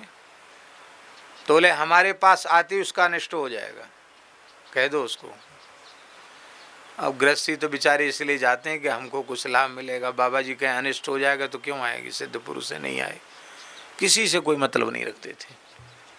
श्री मौनी जी महाराज भी जब उनका दर्शन करने गए तो बड़ा कठोर व्यवहार किया उन्होंने, गाली तो देती, कभी डंडा लेके भी कृपा कर देते, भगा देते, क्यों आता बार बार यहाँ, जंगल में हम यहाँ रहते। फिर मौनी जी ने भी पक्के ही निकले, गेट के बाहर निकाल दिया। अब गेट के बाहर पड़ गए, बोले बस अब हमने तो हृदय से स्वीकार कर लिया गुरु जी की शरण, अब गुरु जी नहीं स्वीकार करते हैं शिष्य के रूप में, दीक्षा नहीं देते हैं, और हम तो अब प्राण त्याग देंगे, बस ये निश्चय करके प्रायोपवेश करके अन्न जल त्याग करके पड़ गए। तो गांव के ब्राह्मणों ने कहा, ब्राह्मण बड़े भगत थे उनके, और वो ही ब्राह्मणों से बड़ा प्रेम करते थे। गांव के ब्राह्मणों ने कहा, महाराज ये बेचारा ब्राह्मण बालक है, मर जाएगा, कई दिन हो गए भूखे प्यासे पड़े हुए, अब कृपा कर दो। जब सब कई लोगों ने कहा अच्छा अच्छा अच्छा ठीक है जा, नाई को बुला, नाई को बुला, नाई को बुला के भद्र करा के गंगा नहा के आ, स्नान करके आया, तुरंत भेज दिया। और भेज देने के बाद चल चल बस हो गया तेरा कम, जा भजन कर। महाराज कहाँ, 1 मिनट अपने पास नहीं रखा, जाओ भजन करो। कहाँ जाएं, जाओ रानी खेत चले जाओ। वो भगवती जगदम्बा पार्वती जी की और भगवान शिव की नित्य विहार स्थली है। वहाँ पार्वती जी को शंकर जी ने झूला झुलाया, इसलिए संग पार्वती जी का नाम झूला देवी है। वहाँ चले जाओ, वहाँ भजन करो। बस चले गए वहाँ। और आज भी झूला देवी पे शेर आता है। उस समय तो पुरानी बात थी, घोर जंगल था, अभी भी जंगल है, मिलिट्री क्षेत्र है वो। बाबा मौनी जी वहाँ रह गए, इस सत्य घटना भी वो संत हैं, वहाँ रह गए तो भजन की सुगंध तो फैलती ही है। तो वहाँ का जो मंदिर का पुजारी था उसको तो पूजा करने आता था, कभी सवेरे संध्या, कभी आ गया नहीं आया, जंगल है, मेला ठेला हो गया तो आ गया, नहीं तो आमदनी होती तो पुजारी आते, आमदनी न हो तो देवता से क्या लेना देना। ऐसा उन्होंने देखा कि बाबा जी के तो लोग दर्शन करने आते, कहीं बाबा जी मंदिर पे कब्जा न कर ले, तो उन लोगों ने फिर दुर्व्यवहार किया और उनको हठपूर्वक वहाँ से निकाल दिया, मैंने बहुत अनुचित व्यवहार करके। अब वो अनुष्ठान लेके बैठे थे कि इतना जप करके तब आसन उठाएंगे, लेकिन अब बहुत विघ्न आ गया बीच में, इसलिए अनुष्ठान के बीच में स्थान परिवर्तन, आसन परिवर्तन करना अनुष्ठान का विघ्न माना जाता है। वो गए फिर गुरु जी के पास, पापा महाराज जी वहाँ तो सब वो बड़े विरोधी हो गए, घसीट के निकाल दिया बाहर, क्या करें। अरे हमने ये थोड़ी कहा था कि मंदिर में ही आसन जमा लेना, पूरा क्षेत्र भगवती का है, कहीं बैठ के भजन करो। तो वहाँ आज भी एक गुफा है, उस गुफा में बैठकर उन्होंने भजन किया, किसी से कुछ मांगते नहीं। कभी कोई पहाड़ी कोई आलू फल दे दी, आलू दे दिया, आटा दे दिया तो पा लिया, नहीं तो ऐसे ही जल पी लिया झरना का, और ऐसे ही जंगल के कंदमूल खा लिए, बस भजन किया। और सेना का क्षेत्र है वो, आज भी सेना का क्षेत्र है।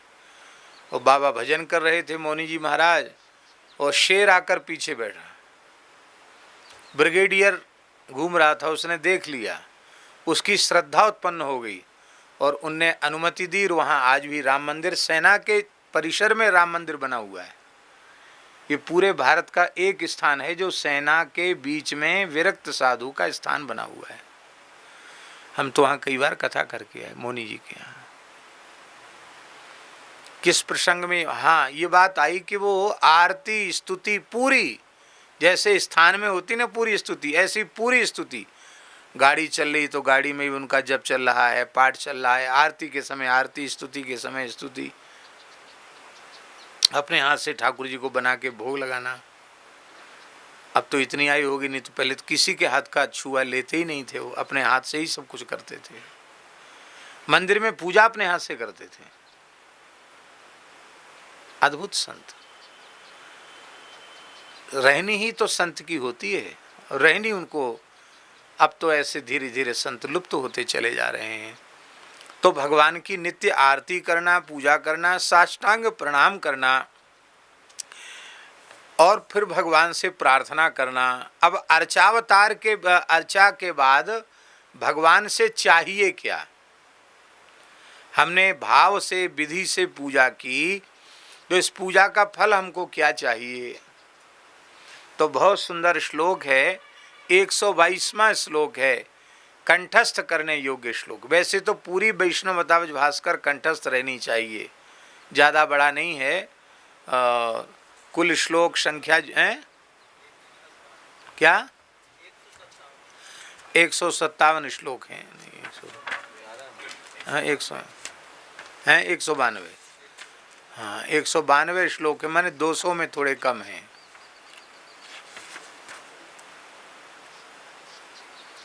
जब हमारे पास पे ग्रंथ ही है तो हम संदेह क्यों रहने दें?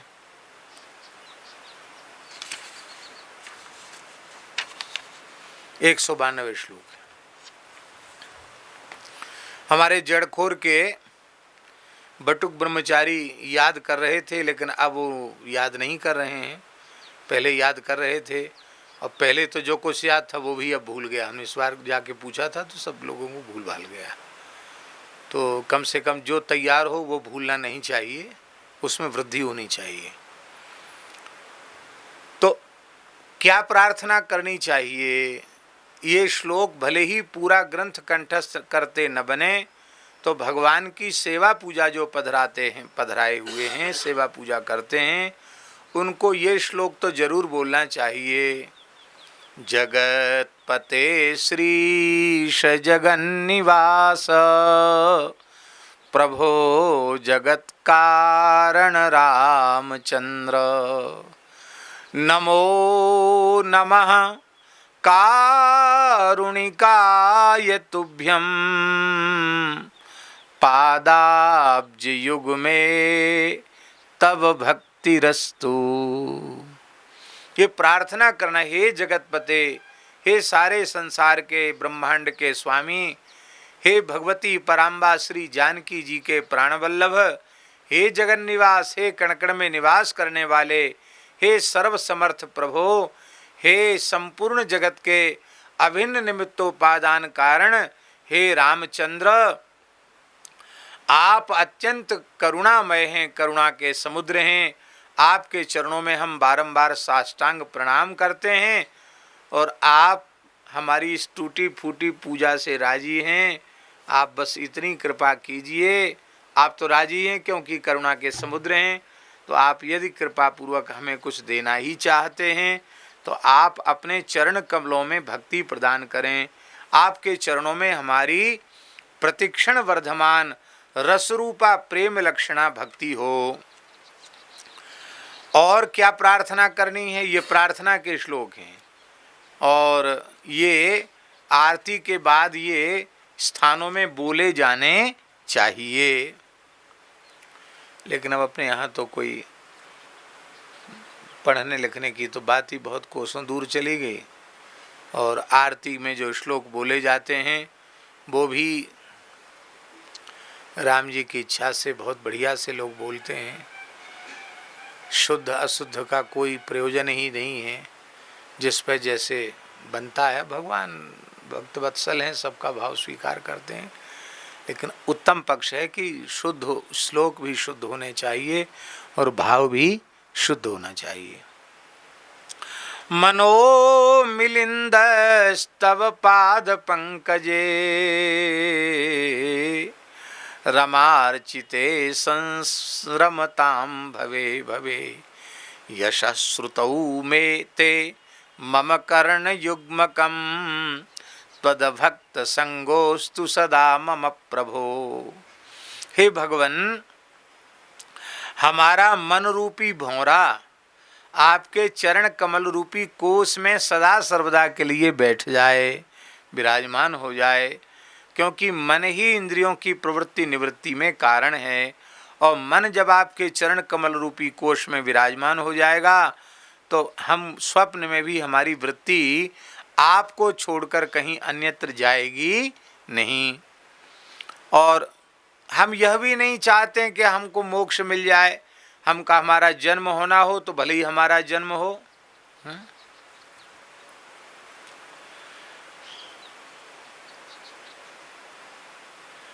तुकाराम जी कहने, तुका मणे गर्भभासी कैसा है? हाँ, वो कहते थे सत्संग मिले तो बार बार मुझे गर्भ में जाने में भी कोई परेशानी नहीं, हम जा सकते हैं गर्भ में, बस हमको सत्संग मिलता रहे, आपकी सेवा का सौभाग्य मिलता रहे, हमको मोक्ष नहीं चाहिए। बस हमारा मन रूपी भंवर आपके चरण कमलों में विराजमान हो जाए। आपके चरण कमल कैसे हैं?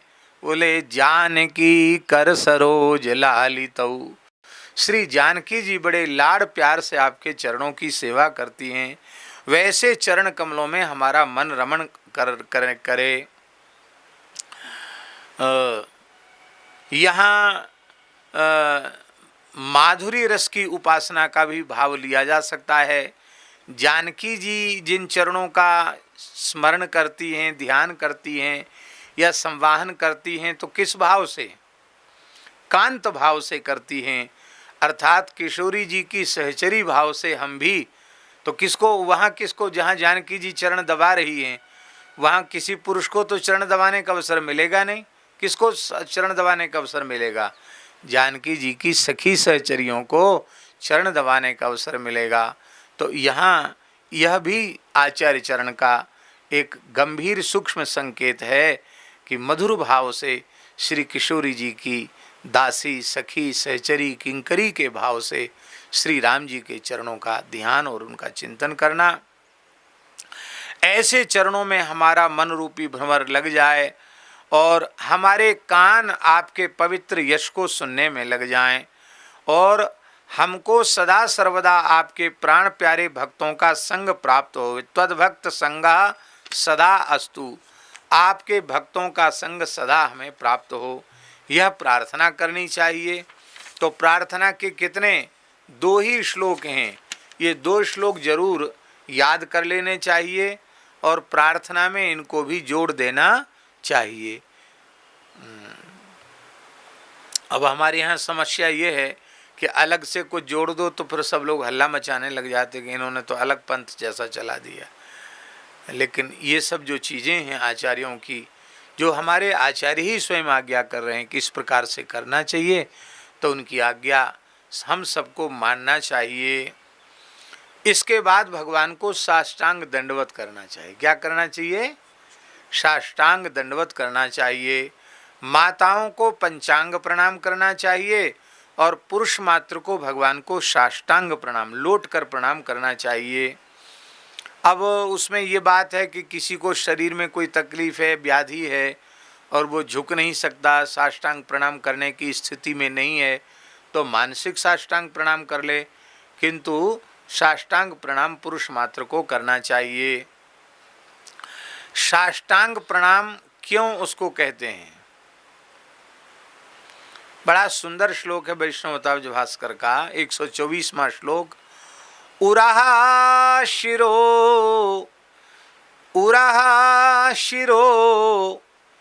दृष्टि मनोवचः पदद्वय प्रराजत कर युग्म जानुना श्रद्धायुतम युतस्तम प्रणमेन्महीतले दीर्घम कृति सत्कृतधीश्च दंडवत्। सत्कृतधीः चक्रति श्रद्धायुतः उरः शिरो दृष्टि मनोवचः पदद्वय प्रराजित करयुग्म जानुना दंडवत महीतले तम दीर्घम प्रणमेत।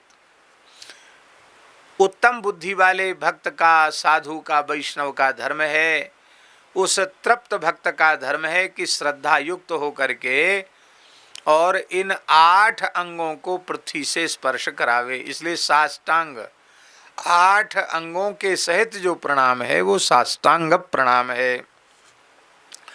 सबसे पहले साष्टांग प्रणाम में वक्षस्थल वो धरती से स्पर्श करना चाहिए, छाती।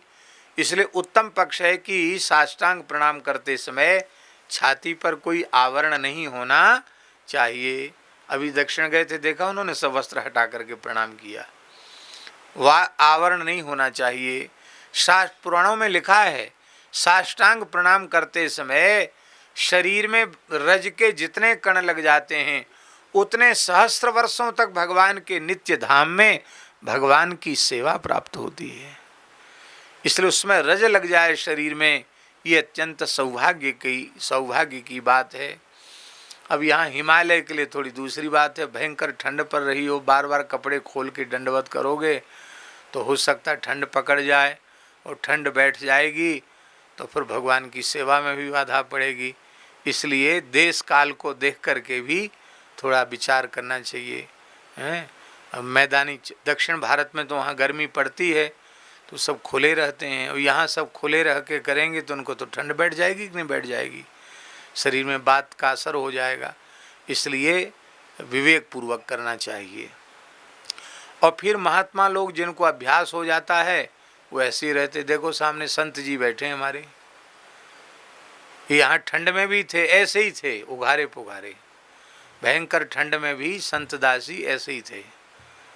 और अभी उत्तरकाशी जब आपके साथ गए थे, लौट के आए, तो उसमें ठंड रात को खूब बढ़ गई थी, पर 5 गोता गंगा जी में लगा के आए रात को।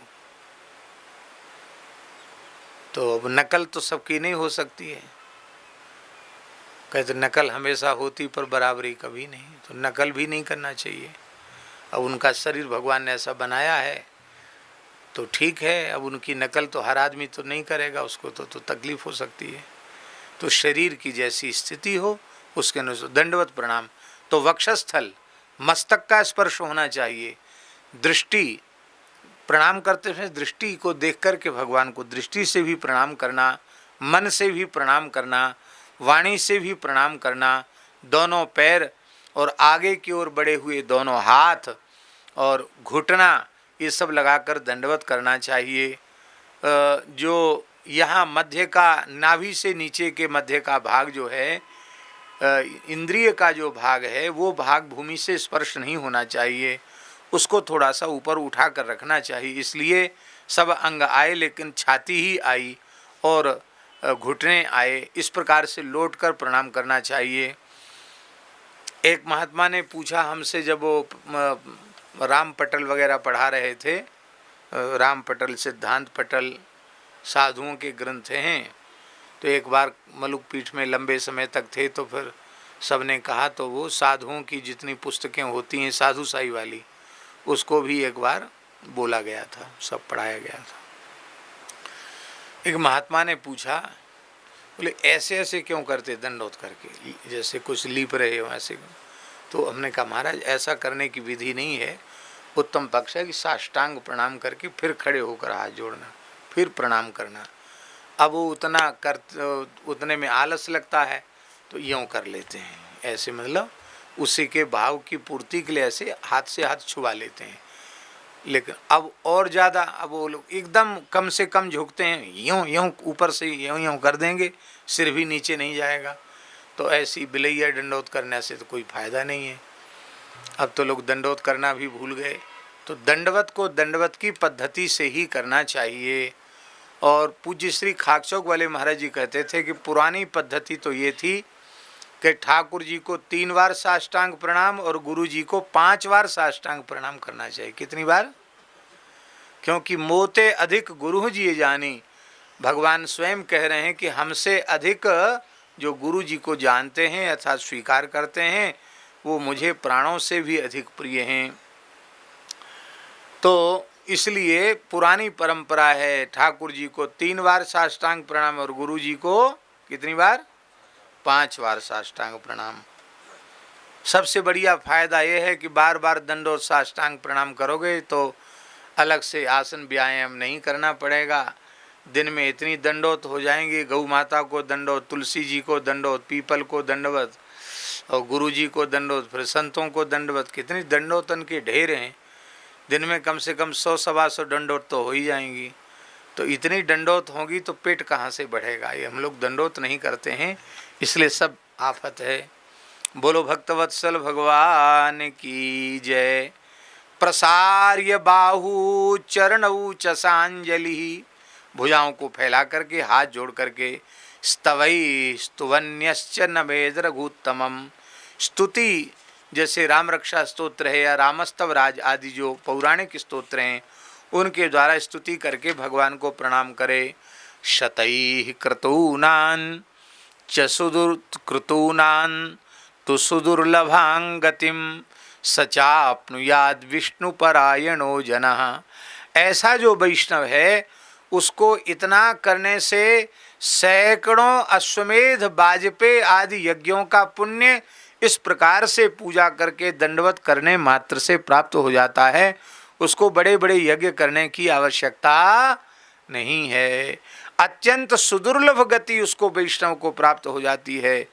जो बड़े बड़े योगी यति तपियों को भी दुर्लभ है, वह गति भगवान के भक्तों को सहज प्राप्त हो जाती है। यहाँ तक हमने एक प्रकरण की पूर्ति थी, क्योंकि भगवान की पूजा का प्रकरण चल रहा है तो दंडवत प्रणाम करके उस प्रकरण की पूर्ति हो गई। व्याख्यान तो बहुत लंबा चौड़ा संभव था, लेकिन संक्षिप्त इसके भाव की चर्चा करते हुए 125वें श्लोक तक आज हमने चर्चा की है। कल हम वैष्णवों के भेद और वैष्णवों का धर्म, वैष्णवों को क्या करना चाहिए, ये सब सुंदर सुंदर जो बात है वो आगे की बात, साधु साई बात जो है, जो हमारे आचार्य चरण आज्ञा कर रहे हैं, उसकी चर्चा हम भगवत कृपा से कल करेंगे। श्री राम जय राम जय जय राम। श्री राम जय राम जय जय राम। सीता राम जय सीता राम।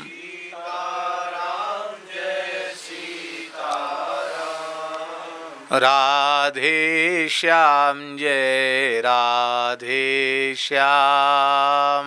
राधे श्याम जय राधे श्याम। जय जय श्यामा जय जय श्याम। जय जय श्यामा जय जय श्याम। जय जय श्री वृंदावन धाम। जय जय श्री वृंदावन धाम। जय गौ माता जय गोपाल। जय गौ माता जय गोपाल। भक्तवत्सल प्रभु दीन दयाल।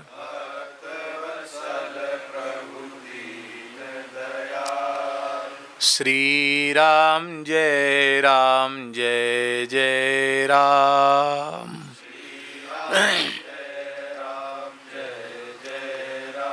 श्री त्रिभुवन पावनी पतित पावनी भगवती श्री भागीरथी गंगा कीज। श्री गंगोत्री धाम कीज। श्री यमुनोत्री धाम कीज। श्री केदारनाथ धाम कीज। श्री बद्रीनाथ धाम की जय। श्री बद्री गौ माता की जय। सब संतन की जय। श्री सद्गुरुदेव भगवान की जय। जय श्री उत्तर काशी विश्वनाथ भगवान की जय। श्री कंडार देवता की जय। जय जय श्री राधे। जय जय श्री सीताराम। हर हर महादेव। माई मेरे श्याम लगो